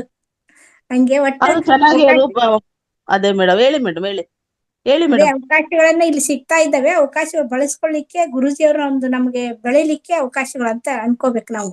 ಯಾಕಂದ್ರೆ ನಾವು ಅವಕಾಶಗಳನ್ನ ನೀವು ಚೆನ್ನಾಗ್ ಬಳಸ್ಕೊಂತೀರಾ ಮೇಡಮ್. ಅವಕಾಶಗಳು ನೀವು ಚೆನ್ನಾಗ್ ಬಳಸ್ಕೊಂತೀರಾ. ಚೆನ್ನಾಗ್ ಬಳಸ್ಕೊಂಡು ಅದನ್ನ ಅಳವಡಿಸ್ಕೊಂಡು ಮತ್ತೆ ಅದನ್ನ ನಾವು ಅಳವಡಿಸ್ಕೊಂಡೆ ನಂಗೆ ಅನುಭವ ಆಯ್ತು ಅಂತ ಎಲ್ಲ ನಿಮ್ಮಿಂದ ಎಷ್ಟೋ ವಿಷಯ ತಿಳ್ಕೊಂಡೆ ಮೇಡಮ್ ನಾನು. ನೀವೆಲ್ಲ ಬೆಳಿಗ್ಗೆ ಹೊತ್ತು ಹೇಳ್ತಾ ಇರ್ತೀರಾ, ಮಧ್ಯಾಹ್ನ ಹೇಳ್ತಿರ್ತೀರಲ್ಲ, ಎಷ್ಟು ಚೆನ್ನಾಗಿ ಅನುಭವ ಪಟ್ಕೊಂಡು ಅದನ್ನ ಹೇಳ್ತಿರಲ್ಲ, ತುಂಬಾ ಚೆನ್ನಾಗಿ ಹೇಳ್ತೀರಾ ಮೇಡಮ್. ನಿಮ್ ಕ್ಲಾಸ್ ತುಂಬಾ ಚೆನ್ನಾಗಿ ನಿರೂಪಣೆ ಮಾಡ್ತೀರಾ, ಯೋಚನೆ ಹೇಳ್ಕೊಡ್ತೀರಾ, ಕೆಲಸ ಮಾಡ್ತೀರಾ ಮೇಡಮ್. ನಿಮ್ಮ ನೋಡಿದ್ರೆ ಖುಷಿ ಆಗುತ್ತೆ ಮೇಡಮ್. ಹೆಂಗೆ ನೀವು ಟೈಮ್ ಮ್ಯಾನೇಜ್ ಮಾಡ್ಕೊಂಡು ಯಾವ ರೀತಿ ನೀವು ಮಾಡ್ತೀರಾ. ಅಷ್ಟು ಬೆಳಿಗ್ಗೆ 5 ಗಂಟೆಗೆ ಎದ್ದು ಒಂದೊಂದ್ಸರಿ ಆಫೀಸಿಗೆ ಗಾಡಿಯಲ್ಲಿ ಹೋಗ್ತಿರ್ಬೇಕಾದ್ರು ಮಾತಾಡ್ತಿರ್ತೀರಾ. ನಾ ಅನ್ಕೊಂತೀನಿ ಎಷ್ಟು ಇವರು ಇದು ಫೌಂಡೇಶನ್ ಬಗ್ಗೆ ಎಷ್ಟು ಅಭಿಮಾನ ಇಟ್ಕೊಂಡಿದ್ದಾರೆ, ಎಷ್ಟು ಗೌರವ ಇಟ್ಕೊಂಡಿದ್ದಾರೆ. ಹೋಗೋ ಟೈಮಲ್ಲೂ ಸಹ ಮಾತಾಡ್ತಾರಲ್ಲ ಅಂತ ನಿಮ್ಮೇಲೆ ನಂಗೆ ತುಂಬಾ ಹೆಮ್ಮೆ ಅನ್ಸುತ್ತೆ ಮೇಡಮ್. ನನಗೆ ಹಿಂಗೆ ಈ ವಯಸ್ಸಲ್ಲಿ ಎಲ್ಲಾ ಮಾಡ್ಕೊಂಡು ನೀವು ಮಾಡ್ತಿದಿರಲ್ಲ, ನಿಜಕ್ಕೂ ಗ್ರೇಟ್ ಮೇಡಮ್. ನೀವು ತುಂಬಾ ಚೆನ್ನಾಗ್ ಮಾಡ್ತೀರಾ ಮೇಡಮ್. ಪ್ರತಿಯೊಂದ್ರಲ್ಲಿ ಚೆನ್ನಾಗಿ ಅಳವಡಿಸ್ಕೊಂತೀರಾ, ಅನುಭವ ಹೇಳ್ತೀರಾ, ಎಲ್ಲ ಮಾಡ್ತೀರಾ. ತುಂಬಾ ಥ್ಯಾಂಕ್ಸ್ ಮೇಡಮ್. ನಿಮ್ಮ ನೋಡ್ರೆ ಖುಷಿ ಆಗುತ್ತೆ madam. Thank you Umadevi ma'am. ನೀವು ಸಹ ಬರ್ಬೋದು, ಇದೇ ತರ ತರಗತಿಗಳನ್ನ ಕೊಡ್ಬೋದು. ನೀವು ಸಹ ಯಾವಾಗ್ಲೂ ನಿಮ್ಮ ಅನಿಸಿಕೆಗಳನ್ನ ತುಂಬಾ ಚೆನ್ನಾಗಿ ಹೇಳ್ತೀರಾ. ಅದೇ ತರ ನಿಮ್ಮ ತರಗತಿಗಳು ಸಹ ಈ ವೇದಿಕೆನಲ್ಲಿ ಬರ್ಲಿ ಅಂತ ನಾವು ಕೇಳ್ಕೊಂತೀವಿ. ನಾನು ತರಗತಿ ಮಾಡ್ಬೇಕು ಅನ್ಕೊಂತೀನಿ, ಯಾಕೋ ಸಾಧ್ಯನೇ ಆಗ್ತಿಲ್ಲ. ಮೊನ್ನೆ ನೀವು ಮಾಡ್ಬೇಕಾದ್ರೆ ಅನ್ಕೊಂಡು ಲಕ್ಷ್ಮಿ ಮೇಡಮ್ ಮಾಡ್ತಿದ್ದಾರೆ, ನಾವು ಮಾಡ್ಬೋದಲ್ಲ ಅಂತ ಮನಸ್ಸಲ್ಲಿ ಅನ್ಕೊಂತಿದ್ದೆ. ಆದ್ರೆ ಇನ್ನೂ ಆ ಧೈರ್ಯ ಮಾಡಿಲ್ಲ ಮೇಡಮ್ ನಾನು. ಮಾಡಿಲ್ಲ. ಫಸ್ಟ್ ಒಂದ್ ಕ್ಲಾಸ್ ಕೊಡಿ ಮೇಡಮ್, ಅದ್ರಷ್ಟಿಗೆ ಅದೇ ಸ್ಟಾರ್ಟ್ ಆಗತ್ತೆ, ಧೈರ್ಯ ಬರುತ್ತೆ. ಧೈರ್ಯ ಬಂದಿಲ್ಲ ನನಗೆ. ಮಾಡ್ಬೇಕು ಅನ್ನೋದು ಬಂದ್ರೆ ಮಾಡೇ ಮಾಡ್ತೀರಾ ಮ್ಯಾಮ್. Thank you ma'am. ನಿಮ್ಮ ಅನುಭವ ತುಂಬಾ ಚೆನ್ನಾಗಿ ಹಂಚ್ಕೊಂಡಿದ್ದೀರಾ, ನಿಮ್ಮ ಅನಿಸಿಕೆಗಳನ್ನು. Thank you ma'am. Thank you madam. Thank you very much. Sujatha ma'am ಏನ್ ಮಾತಾಡ್ತೀರಾ ಏನಾದ್ರು? ಮತ್ತೆ ಇಲ್ಲ, ಡೌನ್ ಆಯ್ತು. ಯಾರು ಇಲ್ಲ ಮ್ಯಾಮ್. ಸಣ್ಣೇಗೌಡ್ರಿಗೆ ಕೋ ಹೋಸ್ಟ್ ಕೊಟ್ಟಿದ್ದೇನೆ. ನನಗೆ ಒಂದು ಮಾತಾಡ್ಬೇಕು ಅಂದ್ರೆ ಲಕ್ಷ್ಮಿ ಮ್ಯಾಮ್, ಆಕ್ಚುಲಿ ಈ ಸಿಲೆಬಸ್ ಅನ್ನ ತಯಾರು ಮಾಡಿದಾಗ ಎಲ್ಲದಕ್ಕೂ ಸಾಮಾನ್ಯವಾಗಿ ನಾನು ಮಾತಾಡ್ತೇನೆ ಅಂತ ಬಂದಿತ್ತು. ಓಕೆ. ಈ ಅಪ್ಪೋ ದೀಪೋ ಭವ ಅಂತ ಹೇಳಿದಾಗ ನಿಜವಾಗ್ಲೂ ನನಗೂ ಅದು ಅರ್ಥ ಗೊತ್ತಿರ್ಲಿಲ್ಲ. ಏನಪ್ಪ ಇದು, ಯಾಕೆ ಅಂತ. ಆಮೇಲೆ ಸುಮಾರು ಜನ ಕೇಳೋದು ಇಲ್ಲ ಅಂತಂದ್ರು. ಕೊನೆಗೆ ನಂದಾ ಮೇಡಮ್ ಹೇಳಿದ್ರು ನಾನ್ ಮಾತಾಡ್ತೇನೆ ಅಂತ. ನಾನು ಆಕ್ಚುಲಿ ಅದ್ರ ನಂತರ ಗುರು ಪೂರ್ಣಿಮಾ ಇದ್ದಾಗ ವ್ಯಾಲಿಗೆ ಹೋದಾಗ ನಾನು ಸಹ ತುಳಸಿದಳ ಬುಕ್ ತಗೊಂಡೆ. ಸೊ ಅದರಲ್ಲಿ ಸ್ವಲ್ಪ ಮೇಲಿಂದ ಮೇಲೆ ಅರ್ಥ ಆಗಿತ್ತಷ್ಟೇ. ಬಟ್ ಮೇಡಮ್ ಇವತ್ತು ಬಹಳ ಚೆನ್ನಾಗಿ ಅರ್ಥ ಮಾಡಿಕೊಟ್ರು. ಯಾಕಂದ್ರೆ ತುಂಬಾ ಜನ ನಾವು ಅದನ್ನೇ ಹೇಳ್ತೇವೆ, ಧ್ಯಾನಿಗಳು ಇದರಲ್ಲಿ ವೇದಿಕೆಯಲ್ಲಿ ಇದ್ದಾರೆ, ಆದ್ರೆ ಹೇಳಿದ್ದು ಅರ್ಥ ಆಗುತ್ತಾ, ಓದಿದ್ದು ಅರ್ಥ ಆಗುತ್ತಾ, ಹೇಗೆ ಹೇಳಿದ್ರು, ಇದು ಬಹಳ ಮುಖ್ಯ. ಯಾಕಂತಂದ್ರೆ ನಮಗೋಸ್ಕರ ಬಂದು ಈ ವೇದಿಕೆಯಲ್ಲಿ ಟೈಮನ್ನ ಸ್ಪೆಂಡ್ ಮಾಡ್ತಾರೆ. ಅವ್ರಿಗೇನು ನಿನ್ನೇನು ಅದೇ ಅಂದೆ, ಹೇಳಿದವರಿಗೆ ಏನು ಲಾಭ ಇಲ್ಲ, ಬಟ್ ಕೇಳಿದವರಿಗೆ ಲಾಭ ಇದೆ. ಹೌದು. ಅದಕ್ಕೋಸ್ಕರ ದಯಮಾಡಿ ಅಟ್ಲೀಸ್ಟ್ ಒಂದು ನೀವು ಏನು ಎಕ್ಸ್ಪ್ರೆಸ್ ಮಾಡ್ತೀರಾ ಅದು ಅವರಿಗೆ ಕೊಡತಕ್ಕಂತ ಒಂದು ಧನ್ಯವಾದ, ಒಂದು ಕೃತಜ್ಞತೆ, ಅವರೊಂದು ಸರ್ವಿಸ್ ಅನ್ನ ಕೊಟ್ಟಿರ್ತಾರೆ. ಸೊ ಅದಕ್ಕೋಸ್ಕರ ಎಲ್ಲರೂ ಸಹ ಅಟ್ಲೀಸ್ಟ್ ಏನಾಯ್ತು, ಏನ್ ಕಲ್ತ್ಕೊಂಡ್ರಿ ಅದನ್ನಾದ್ರೂ ಒಂದು ಎಕ್ಸ್ಪ್ರೆಸ್ ಮಾಡ್ಬೇಕು ಅಂತ ಹೇಳ್ಕೊಂಡು ನಾನು ಪ್ರತಿದಿನ ಕೇಳ್ಕೊಳ್ತಾ ಇದ್ದೇನೆ. ಸೊ ಇಂಥ ಸಬ್ಜೆಕ್ಟ್ಸ್ ನಾನು ಹೇಳಿದ್ನಲ್ಲ ಅಷ್ಟು ಬೇಗ ಅರ್ಥ ಆಗುವಂಥದ್ದು ಅಲ್ಲ ಅದು. ಹಾಗಂದ್ರೆ ಏನು, ಅಪ್ಪೋ ದೀಪೋ ಭವ. ಆಮೇಲೆ ಪತ್ರಿಜಿಯವರ ಚಿಕ್ಕ ಬುಕ್ಗಳಲ್ಲಿ ವಾಕ್ಕ್ಷೇತ್ರ ಅದರಲ್ಲೆಲ್ಲ ಅದನ್ನ ಮೆನ್ಷನ್ ಮಾಡಿದ್ದಾರೆ ಅವರು. ಅದು ಹೌದು, ಮತ್ತೆ ಓದಿದಾಗ ಅದು ಅರ್ಥ ಆಗುತ್ತೆ, ಅಥವಾ ಈ ತರ ಕೇಳಿದಾಗ ಅರ್ಥ ಆಗುತ್ತೆ. ಓದುವುದಕ್ಕಿನ್ನ ಈ ತರ ಸ್ವಾಧ್ಯಾಯ ಮಾಡಿದವರಿಂದ ನಾವು ಕಲಿಯುವುದೇ ಜಾಸ್ತಿ. ದಯಮಾಡಿ ಎಲ್ಲರೂ ಸಹ ಶೇರ್ ಮಾಡ್ಕೊಳ್ಳುವಂತನ ಮಾಡಿ. ನಾನು ಪ್ರತಿ ಸಲ ಹೇಳ್ತೇನೆ, ಭಯ ಬೇಡ, ಅಂಜಿಕೆ ಬೇಡ, ಏನೋ ತಪ್ಪು ಮಾತಾಡ್ತೇನೆ ಅಂತ ಹೇಳತಕ್ಕಂಥದ್ದು ಯಾವುದು ಬೇಡ. ದಯಮಾಡಿ ತಾವು ಇದನ್ನ ಎಕ್ಸ್ಪ್ರೆಸ್ ಮಾಡತಕ್ಕಂಥದ್ದನ್ನ ಕಲ್ತ್ಕೊಳ್ಳಿ. ಸಣ್ಣೇಗೌಡ್ರೆ ಮಾತಾಡಿ ಸರ್. ಎಲ್ಲ ಆತ್ಮಬಂಧುಗಳಿಗೂ ಶರಣಾರ್ಥಿಗಳು. ಆಕ್ಚುಲ್ ನಂದಾ ಮೇಡಮ್ ಕೋಟಿ ನಮನಗಳು ತಮ್ಗೆ. ಎಸ್, ಅಪ್ಪೋ ದೀಪೋ ಭವ ನಿಜಕ್ಕೂ ಕೂಡ ಇವರು ವಾಣಿ ಮೇಡಮ್ ಇದ್ರೆ, ಮೇಡಮ್ ಇದು ತಾವುದ್ರಲ್ಲಿ ಪಂಡಿತರು, ಇದು ಹಳಗನ್ನಡ ಪದನೋ ಅಥವಾ ಸಂಸ್ಕೃತ ಪದನೋ ಸ್ವಲ್ಪ ಅದನ್ನ ವಾಚನ ಹೇಳಿ ಸಾಧ್ಯ ಆದ್ರೆ. ವಾಣಿ ಮೇಡಮ್ ಮಾತಾಡಿ ಮೇಲೆ ವೇದಿಕೆಯಲ್ಲಿ ಇದ್ದಾರೆ ವಾಣಿ ಮೇಡಮ್. ಪಾಳಿ ಭಾಷೆ ಸರ್, ಇದು ಪಾಳಿ ಭಾಷೆಯದ್ದು ಇದು ವರ್ಡ್ ಇದು. ಅಲ್ಲ, ಅದಕ್ಕೆ ಸಮಾನಾಂತರವಾಗಿ ನಮ್ಮಲ್ಲಿ ಸಂಸ್ಕೃತ ಮತ್ತು ಹಳಗನ್ನಡದಲ್ಲಿ ಪದಗಳು ಇದಾವೆ ಮೇಡಮ್. ತತ್ಸಮ ತದ್ಭವ ಅಂತ ಹೇಳ್ತವಲ್ಲ, ಆತರ ಸಮಾನಾರ್ಥಕ ಪದಗಳು ಅಂತಂದಾಗ ಬರುತ್ತೆ. ಆತರ ಇರ್ಲೇಬೇಕು. ಯಾಕಂದ್ರೆ ಕನ್ನಡ ನಿಘಂಟಿನಲ್ಲಿ ವಿಶ್ವದಲ್ಲೇ ಇರ್ಲಿಕ್ಕಿಲ್ಲ ಅಷ್ಟೊಂದು ಪದಗಳು ಇದಾವೆ. ಇದರಿಂದನೇ ಎಷ್ಟು ಭಾಷೆಗಳು ಹುಟ್ಟಿದಾವೆ ಅಂತ ಹೇಳಿದ್ರು ತಪ್ಪಾಗ್ಲಿಕ್ಕಿಲ್ಲ. ಅತ್ಯದ್ಭುತವಾಗಿರ್ತಕ್ಕಂಥ ಪದ. ಅದಕ್ಕೆ ಸಮ ತೂಗೋ ರೀತಿಯಲ್ಲಿ ತಾವು ವಾಚನ ಮಾಡಿದ್ದೀರಾ. ಅಂದ್ರೆ ಇಲ್ಲಿ ಜ್ಞಾನ ಸಂಪಾದನೆ ಇಲ್ಲದೆ ಹೋದ್ರೆ, ಅದೇ ಹೇಳ್ತಾರೆ, ನಾವು ಭಿಕ್ಷೆ ನೀಡ್ಬೇಕಾದ್ರೂ ಕೂಡ ನಾನು ಸಂಪಾದನೆ ಮಾಡಿದ್ದಿರ್ಬೇಕು ಅಂತ ಹೇಳ್ತಾರೆ. ಹಂಗೆ ಇಲ್ಲೂ ಕೂಡ ಜ್ಞಾನವನ್ನು ಕೊಡ್ಬೇಕು, ಅವ್ರಿಗೆ ಅರ್ಥ ಆಗೋ ರೀತಿಯಲ್ಲಿ ಆ ಜ್ಞಾನ ತಗೊಂಡವ್ರಿಗೆ ತೃಪ್ತಿ ಆಗ್ಬೇಕು ಅಂತಂದ್ರೆ, ನನ್ನ ಹೃದಯಾಂತರಾಳದಿಂದ ಅದು ಭಿಕ್ಷೆ ಕೊಟ್ಟಂಗೆ ಇಲ್ಲಿ ಹೃದಯಾಂತರಾಳದಿಂದ ಅನುಭವಿಸಿ ಆ ಜ್ಞಾನವನ್ನು ದಾರಿ ಎರಿತಾ ಇದಿರಲ್ಲ. ನಿಜಕ್ಕೂ ಕೂಡ ಬಹಳ ಹೆಮ್ಮೆ ಅನಿಸ್ತಾ ಇದೆ ಮೇಡಮ್. ಮೋಸ್ಟ್ಲಿ ನಮ್ಮ ರಂಗನಾಥ್ ಗುರುಜಿ ಇದ್ದಿದ್ರೆ ಎಷ್ಟು ಖುಷಿ ಪಡ್ತಾ ಇದ್ರಿ ಈ ಸಮಯದಲ್ಲಿ ಅದರೆಲ್ಲ ಗೊತ್ತಿಲ್ಲ. ಅಂತೂ ನಾನು ಹಾಕಿರ್ತಕ್ಕಂಥ ಒಂದು ಕಟ್ಟಿರ್ತಕ್ಕಂಥ ಫೌಂಡೇಶನ್ ಈ ತರ ಜ್ಞಾನವಂತರನ್ನ ಕರ್ಕೊಂಬಂದು ನಾನ್ ಕೊಟ್ಟಿದ್ದನ್ನ ತಗೊಂಡು, ಪತ್ರಿಜಿಯವರ ವಾಣಿಗಳನ್ನ ಕೊಟ್ಟಿದ್ದನ್ನ ತಗೊಂಡು ಅವ್ರು ಇವತ್ತು ಕ್ರಿಯೇಟ್ ಆಗಿ ಕೊಡ್ತಾ ಇದಾರಲ್ಲ, ಎಲ್ಲರಿಗೂ ತೃಪ್ತಿ ಆಗಂಗ ಅಂತೇಳಿ ಬಹಳ ಖುಷಿ ಪಡ್ತಾ ಇದ್ರು. ಈ ಸಂದರ್ಭದಲ್ಲಿ ನಾವು ನಿಜಕ್ಕೂ ಪತ್ರಿಜಿ ಗುರುಗಳಿಗೆ ಕೋಟಿ ನಮನಗಳನ್ನು ಸಲ್ಲಿಸಲೇಬೇಕು. ಅವ್ರು ಹಾಕಿಕೊಟ್ಟಿರ್ತಕ್ಕಂಥ ಮಾರ್ಗದರ್ಶನ, ಅವರ ಒಂದು ಕನಸಿನ ಕೂಸಿದು ಮಹಾವತಾರ ಫೌಂಡೇಶನ್ ಹೆಮ್ಮರವಾಗಿ ಬೆಳಿತಾ ಇದೆ. ಭಯಂಕರವಾಗಿ ಆಲದ ಮರವಾಗಿ ಆ ರೀತಿ ಎಲ್ಲಾ ಕಡೆ ಅದ್ರ ಪಿಳಲ್ಗಳನ್ನ ಬೆಳೆಸೋದಂತ ಹೇಳ್ತಾರಲ್ಲ, ಬೇರ್ಗಳನ್ನ ಬಿಡ್ತಾ ಎಲ್ಲ ಕಡೆ ಹಬ್ಲಿದು ಅನ್ನೋದೇ ನಮ್ಮ ಆಶಯ. ಖುಷಿ ಆಗ್ತಾ ಇದೆ. ಮಾಸ್ಟರ್ಸ್, ತಮ್ಮೆಲ್ಲರಲ್ಲೂ ಒಂದು ವಿನಂತಿ, ದಯವಿಟ್ಟು ಈ ತರದ ವಿಷಯಗಳು ಬಂದಾಗ ಕ್ವಶನ್ ಬರ್ಲೇಬೇಕು. ಮೈಂಡ್ ನಲ್ಲಿ ಬಂದೇ ಬರುತ್ತೆ. ಬಂದಾಗಲೇ ನೀವು ಅದರಲ್ಲಿ ಅಂತರ ಆಳಕ್ ಹೋಗಿರಿ ಅಂತ. ಯಾರಿಗೂ ಕ್ವಶನ್ ಬರ್ಲಿಲ್ಲ ಅಂತಂದ್ರೆ ಏನೋ ಅಟೆಂಡ್ ಆಗ್ಬೇಕಾಯ್ತು, ಯಾರೋ ಫ್ರೆಂಡ್ಸ್ ರಿಲೇಷನ್ ಹೇಳಿರ್ತಾರೆ, ಪಕ್ಕದ ಮನೆಯವರು ಕನೆಕ್ಟ್ ಆಗಿದ್ವಿ, ಮತ್ ಲೆಫ್ಟ್ ಆದ್ರೆ ಮತ್ತೆ ಇಲ್ಲಿ ಅವ್ರು ತಪ್ಪು ತಿಳ್ಕೊಂತಾರ ಅಂತೇಳಿ ಸುಮ್ನೆ ಹಚ್ಚಿಟ್ಕೊಂಡು ನಮ್ ಕೆಲಸ ನಾವು ಮಾಡ್ತಾ ಇದೀವಿ ಅಂತ ಆಗುತ್ತೆ. ದಯವಿಟ್ಟು ಯಾರೆಲ್ಲ ಕೇಳಿರ್ತಾರಲ್ಲ, ನಿಮ್ಗೆ ಕ್ವಶನ್ ಬಂದ್ರೆ ದಯವಿಟ್ಟು ಹ್ಯಾಂಡ್ ರೇಸ್ ಮಾಡಿ, ಕ್ವಶನ್ ರೇಸ್ ಮಾಡಿಲಿ. ಆ ಕ್ವಶನ್ಗೆ ಬಂದಾಗ ಘರ್ಷಣೆ ಸ್ಟಾರ್ಟ್ ಆಗುತ್ತೆ. ಅಲ್ಲಿ ಇದು ಹಿಂಗಲ್ಲ, ಇದೀಗ ತರ್ಕ ಆಗತ್ತೆ. ತರ್ಕ ಆದಾಗಲೇ ಅರ್ಥ ಆಗೋದು. ಅದಕ್ಕೆ ತರ್ಕ ಬರ್ಲಿ ಅನ್ನೋದಕ್ಕೆ ಕ್ವಶನ್ ಕೇಳ್ರಿ ಅಂತ ಹೇಳ್ತಾ ಇದೀವಿ. ದಯವಿಟ್ಟು ಯಾರು ಅನ್ಯತಾ ಭಾವಿಸಬಾರ್ದು. ಯಾಕಂದ್ರೆ ನಾನು ಕೂಡ ನಾಗರಾಜ್ ಗುರುಜಿ ಅಂತ ಇದ್ರು, ಅವ್ರೇನಾದ್ರು ವಿಷಯ ಹೇಳ್ತಾರಂದ್ರೆ ಕ್ರಾಸ್ ಕ್ವಶನ್ ಹೇಳ್ತಾ ಇದ್ದೆ ನಾನು.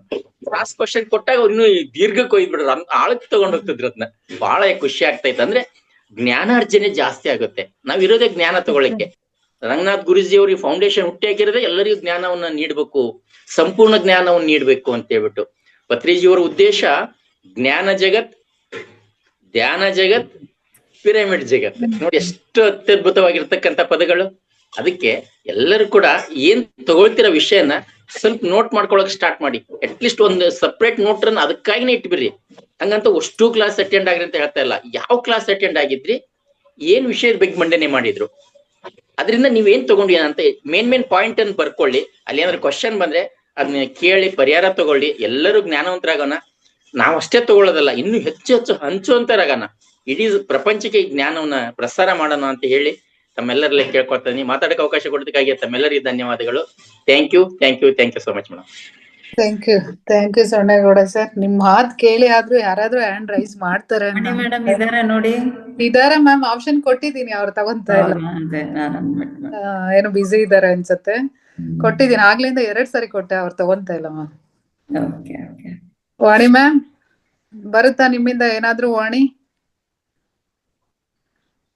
ಬಿಸಿ ಇರ್ಬೋದು ಮೇಡಮ್. ಬಿಸಿ ಇರ್ಬೋದು ಮ್ಯಾಮ್, ಅವ್ರು ತಗೋತಾ ಇಲ್ಲ ಆಪ್ಷನ್. ಸಂದೀಪ್ ಕುಮಾರ್ ಅವ್ರು ನೋಡಿ.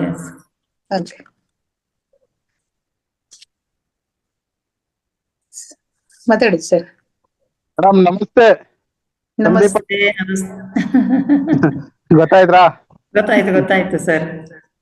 ಹಾ, ತುಂಬಾ ಚೆನ್ನಾಗಿದೆ ಮೇಡಮ್, ತುಂಬಾ ಚೆನ್ನಾಗಿ ನಡೆಸ್ತಾ ಇದ್ರ ಕ್ಲಾಸ್ ನ.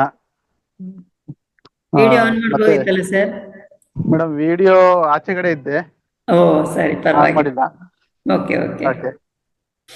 ತುಂಬಾ ಚೆನ್ನಾಗಿ ಹೇಳಿದ್ರಿ ಮೇಡಮ್. ನಂದಿನಿ ಮೇಡಮ್ ತುಂಬಾ ಚೆನ್ನಾಗಿ ಹೇಳಿದ್ರಿ. ಮತ್ತೆ ಇದನ್ನ ಗೌತಮ ಬುದ್ಧ ಹೇಳ್ತಾರೆ ಮೇಡಮ್. ಅದು ಗೌತಮ ಬುದ್ಧ ಶಿಷ್ಯ ಒಬ್ಬ ಕೇಳ್ತಾರೆ, ನಾವೇನ್ ಮಾಡ್ಬೇಕು, ಯಾವ ತರ ಮಾಡ್ಬೇಕು ಅಂದ್ರೆ, ನೀನ್ ಏನ್ ಮಾಡ್ಬೇಕಪ್ಪ ಅನ್ಕೊಂಡಿದ್ದಾಗ ಇವ್ರು ಕೇಳಿದಾಗ ಆ ಕ್ವಶನ್ ಕೇಳ್ತಾರೆ, ನಿನ್ನ ದೀಪವನ್ನು ನೀನೇ ಹಚ್ಚು ಅಂತ. ನನ್ನ ದೀಪವನ್ನು ನೀನೇ ಹಚ್ಚು. ಹೌದು, ನಿನ್ನ ದೀಪವನ್ನು ನೀನೇ ಹಚ್ಚು ಚೆನ್ನ, ನಿನ್ನೊಳಗೆ ನಿನ್ನ ದೀಪ ಇದೆ, ಅದನ್ನ ಹಚ್ಚು ಅಂತಾರೆ.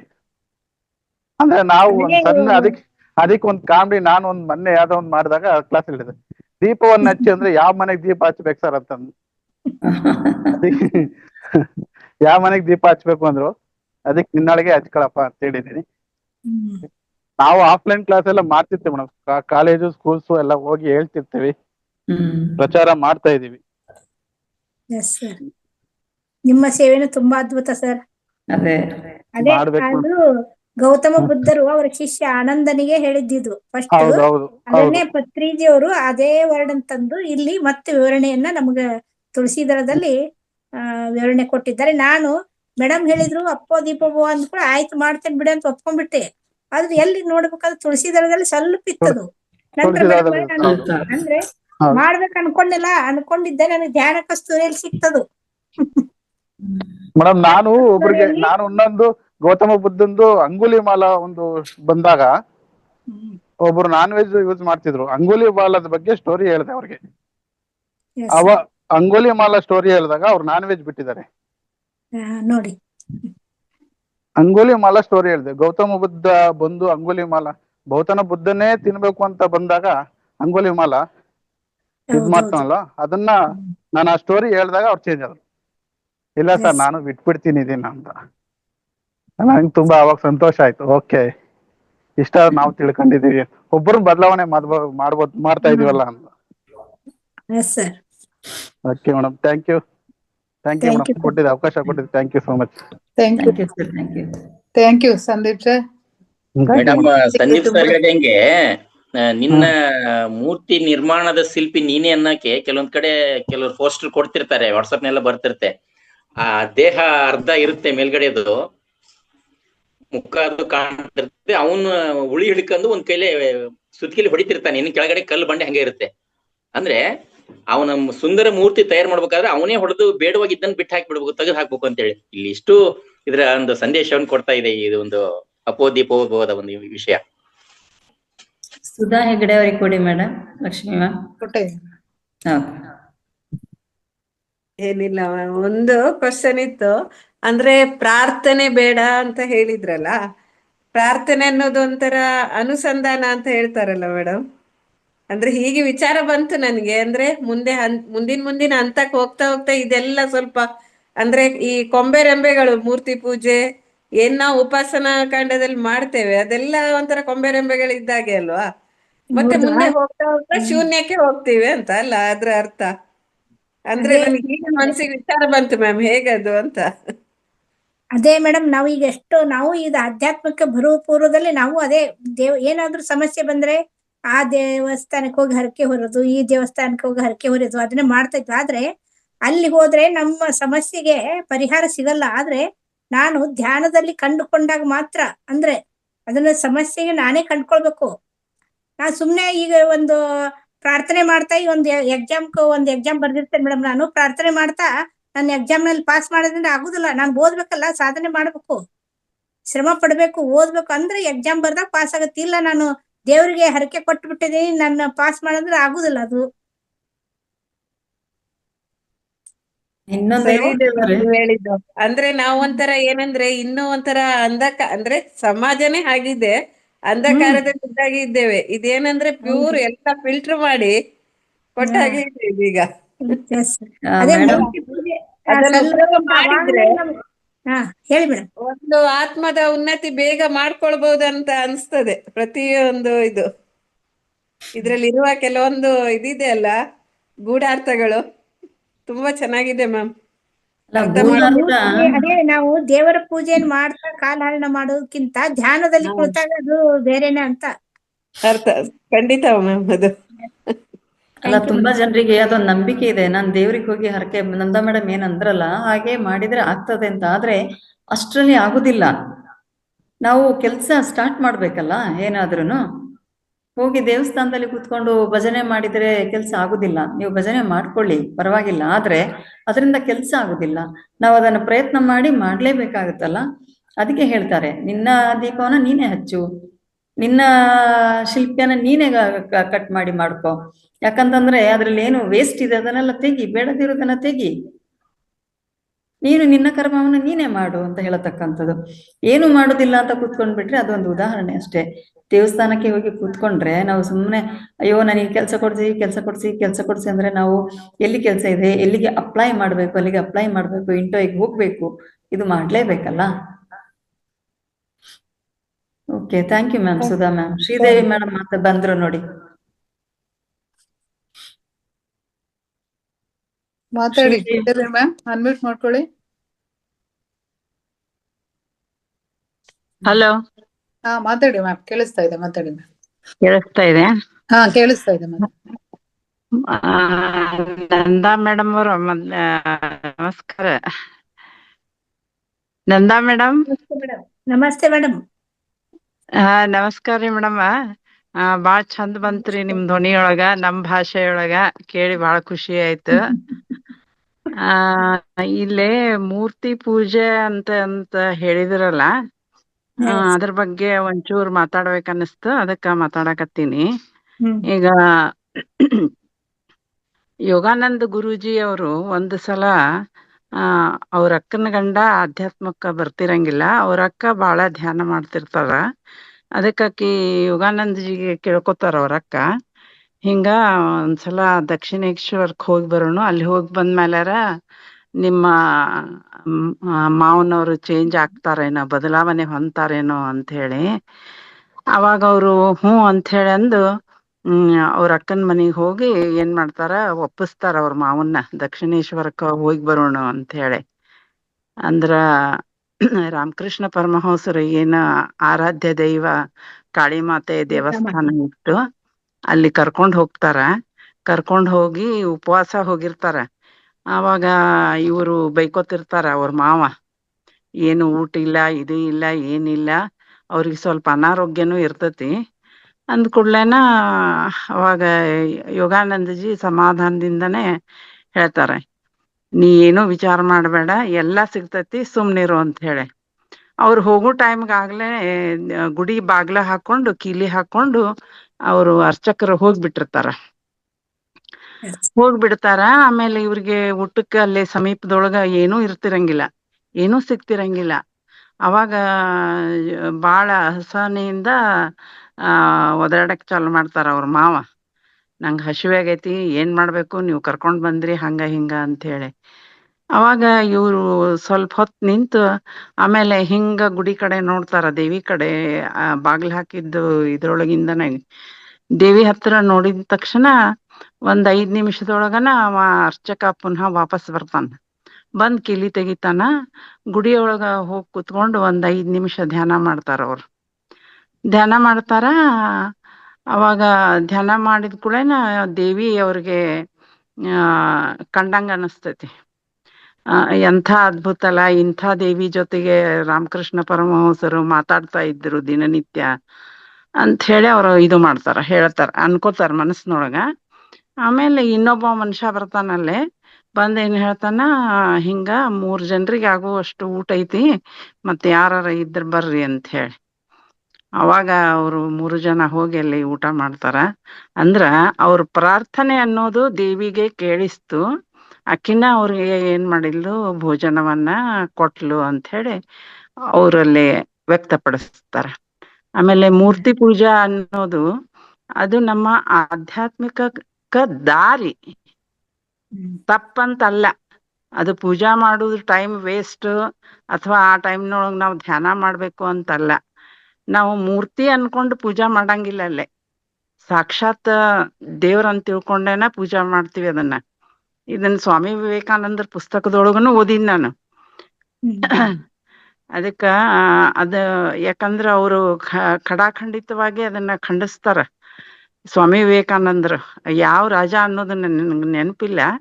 ಒಬ್ಬ ರಾಜ ಕರ್ಸಿರ್ತಾನೆ ಅವ್ರಿಗೆ. ಇಂಗ್ಲಿಷ್ ಬಲ್ಲಂತಹ ಒಬ್ಬ ಯೋಗಿ ನಮ್ಮ ಊರಾಗ ಬಂದು ಸತ್ಸಂಗ ನಡ್ಸಕತ್ತಾನ, ಕರ್ಕೊಂಡ್ ಬರ್ರಿ ಅಂತ ಹೇಳ್ತಾನ, ಕರ್ಸಿರ್ತಾನ. ಅವಾಗ ಅವ ರಾಜ ಇಂಗ್ಲಿಷ್ ಕಲ್ತಿರ್ತಾನ, ಎಲ್ಲ ಆಂಗ್ಲ ಪದ್ಧತಿ ಅವನ್ಮೇಲೆ ಇದು ಕ್ರಿಶ್ಚಿಯಾನಿಟಿ ಬಹಳ ಪ್ರಭಾವ ಬೀರಿರ್ತೈತಿ. ಅದಕ್ಕ ಮೂರ್ತಿ ಪೂಜೆ ಮಾಡಬಾರ್ದು ಅಂತ ಹೇಳಿ ಅವ ಖಂಡನೆ ಮಾಡ್ತಿರ್ತಾನ. ರಾಜ ಹಿಂದೂ ರಾಜ ಅವ. ಅದಕ್ಕೆ ಇವ್ರು ಏನ್ ಹೇಳ್ತಾರಂತಂದ್ರ, ಅಲ್ಲಿ ಎದುರಿಗಿರುವಂತಹ ಒಂದು ಫೋಟೋ ತೋರಿಸ್ತಾರ ಸ್ವಾಮಿ ವಿವೇಕಾನಂದ್ರ. ತೋರಿಸಿ ಇದ್ರ ಮೇಲೆ ಉಗುಳಂತ ಹೇಳ್ತಾರ ಅವಂಗ ರಾಜಾಗ. ರಾಜ ಸಿಟ್ಟಿಗೆದ್ದು ಎದ್ ನಿಂತ್ ಬಿಡ್ತಾನ. ಏನ್ ಹೇಳಾಕತ್ತೀರಿ ನೀವು, ಸ್ವಾಮೀಜಿ ಅಂತ ನಿಮ್ಗೆ ಬಾಳ ಗೌರವ, ಏನೋ ಹೊಸಾದ್ ಹೇಳ್ತೀರಿ ಅಂತ ಕರ್ಸಿದೀನಿ ನಾನು. ಇದು ನನ್ನ ತಂದೆಯವ್ರ ಫೋಟೋ, ಹಿಂದಿನ ರಾಜರ ಫೋಟೋ, ಇದ್ರ ಮೇಲೆ ಉಗುಳಂತ ಹೇಳ್ತೀರಲ್ಲ ಅಂತ. ಅವಾಗ ಅಂದ್ರ ಅವ ಅವಹೇಳನ ಮಾಡಿರ್ತಾನ ರಾಜ. ಏನು ಹಿಂದೂಗಳು ಕಂಡ ಗಿಡಗಳನ್ನ ಪೂಜಾ ಮಾಡ್ತಾರ, ಕಲ್ಲುಗಳನ್ನ ಪೂಜಾ ಮಾಡ್ತಾರ, ಎಂಥ ಮೌಢ್ಯ ತುಂಬೈತಿ ಅಂತ ಹೇಳಿ ಹಿಂದೂ ಧರ್ಮದ ಬಗ್ಗೆ ಬಾಳ ದೊಡ್ಡ ಅಪಚಾರ ನಡೀತಿರ್ತೈತಿ ಅವಾಗಿನ ಕಾಲದೊಳಗ. ಹಿಂದೂ ಧರ್ಮ ಅಂದ್ರೆ ಒಂದು ಗೂಢಾಚಾರದ ಮೂಢನಂಬಿಕೆಯ ಬೀಡು ಅಂತ ಹೇಳಿ ತಿಳ್ಕೊಂಡಿರ್ತಾರ. ಅದ್ರ ಸಲುವಾಗಿ ಇವ್ರು ಹೋಗಿ ಅಲ್ಲಿ ರಾಜಾಗ ಹಂಗ ಹೇಳಿದ ಕೂಡ, ನೀ ಹೆಂಗ ಅದು ಒಂದು ಚಿತ್ರ ಬರೀ, ಅದ್ರ ಮೇಲೆ ನೀವು ಉಗುಳಂಗಿಲ್ಲ, ಯಾಕ ನಿಮ್ ತಂದೆ ಅನ್ನೋ ಕಾರಣದಿಂದ ಉಗುಳಂಗಿಲ್ಲ. ಹಂಗ ಹಿಂದೂಗಳು ಅದು ಕಲ್ಲು ಮೂರ್ತಿ ಅಲ್ಲ, ಅವ್ರಿಗೆ ಅದು ಒಂದು ದೈವ ಸಾಕ್ಷಾತ್ಕಾರ ಕೊಡುವಂತಹ ದೇವ್ರ ರೂಪ ಅವ್ರು ಕಾಣ್ತಾರಲ್ಲೇ. ಅದಕ್ಕ ಅದನ್ನ ಖಂಡನೆ ಮಾಡಬೇಡ ಅಂತ ಹೇಳಿ ತಿಳುವಳಿಕೆ ಹೇಳಿ ಬರ್ತಾರ. ಅದಕ್ಕೆ ಮೂರ್ತಿ ಪೂಜಾ ಮಾಡೋದು ತಪ್ಪಲ್ಲ ಅಂತ ಹೇಳಿ ನನ್ನ ಭಾವನೆ. ಇದನ್ನ ಹೇಳಬೇಕಾಗಿತ್ತು. ನನಗ ಮಾತಾಡಕನ ಹ್ಯಾಂಡ್ ರೈಸ್ ಮಾಡಿರ್ತೀನಿ, ಆದ್ರ ನನಗ ಇದು ಕೊಟ್ರಂಗಿಲ್ಲ ಇವ್ರು, ಮ್ಯೂಟ್ ಆಪ್ಷನ್ ಕೊಟ್ರಂಗಿಲ್ಲ. ಹಂಗಾಗಿ ನಾ ಮತ್ತ ಒಳ್ಳೆ ಇದು ಮಾಡಿರ್ತೀನಿ. ನಿಮ್ಗೆ ಅನ್ಮ್ಯೂಟ್ ಕೊಟ್ಟು 2 ಸಲ ಕರೆದ್ವಿ ಮೇಡಮ್, ತಾವ್ ಇರ್ಲಿಲ್ಲ. ಇಲ್ಲ ನಾನು ಇಲ್ಲೇ ಕೂತಿರ್ತೀನಿ. ನಂದು ಸ್ವಲ್ಪ ಐ ಡಿಫೆಕ್ಟ್ ಇದೆ, ನಂಗೆ ಬೇಗ ಆಗೋದಿಲ್ಲ.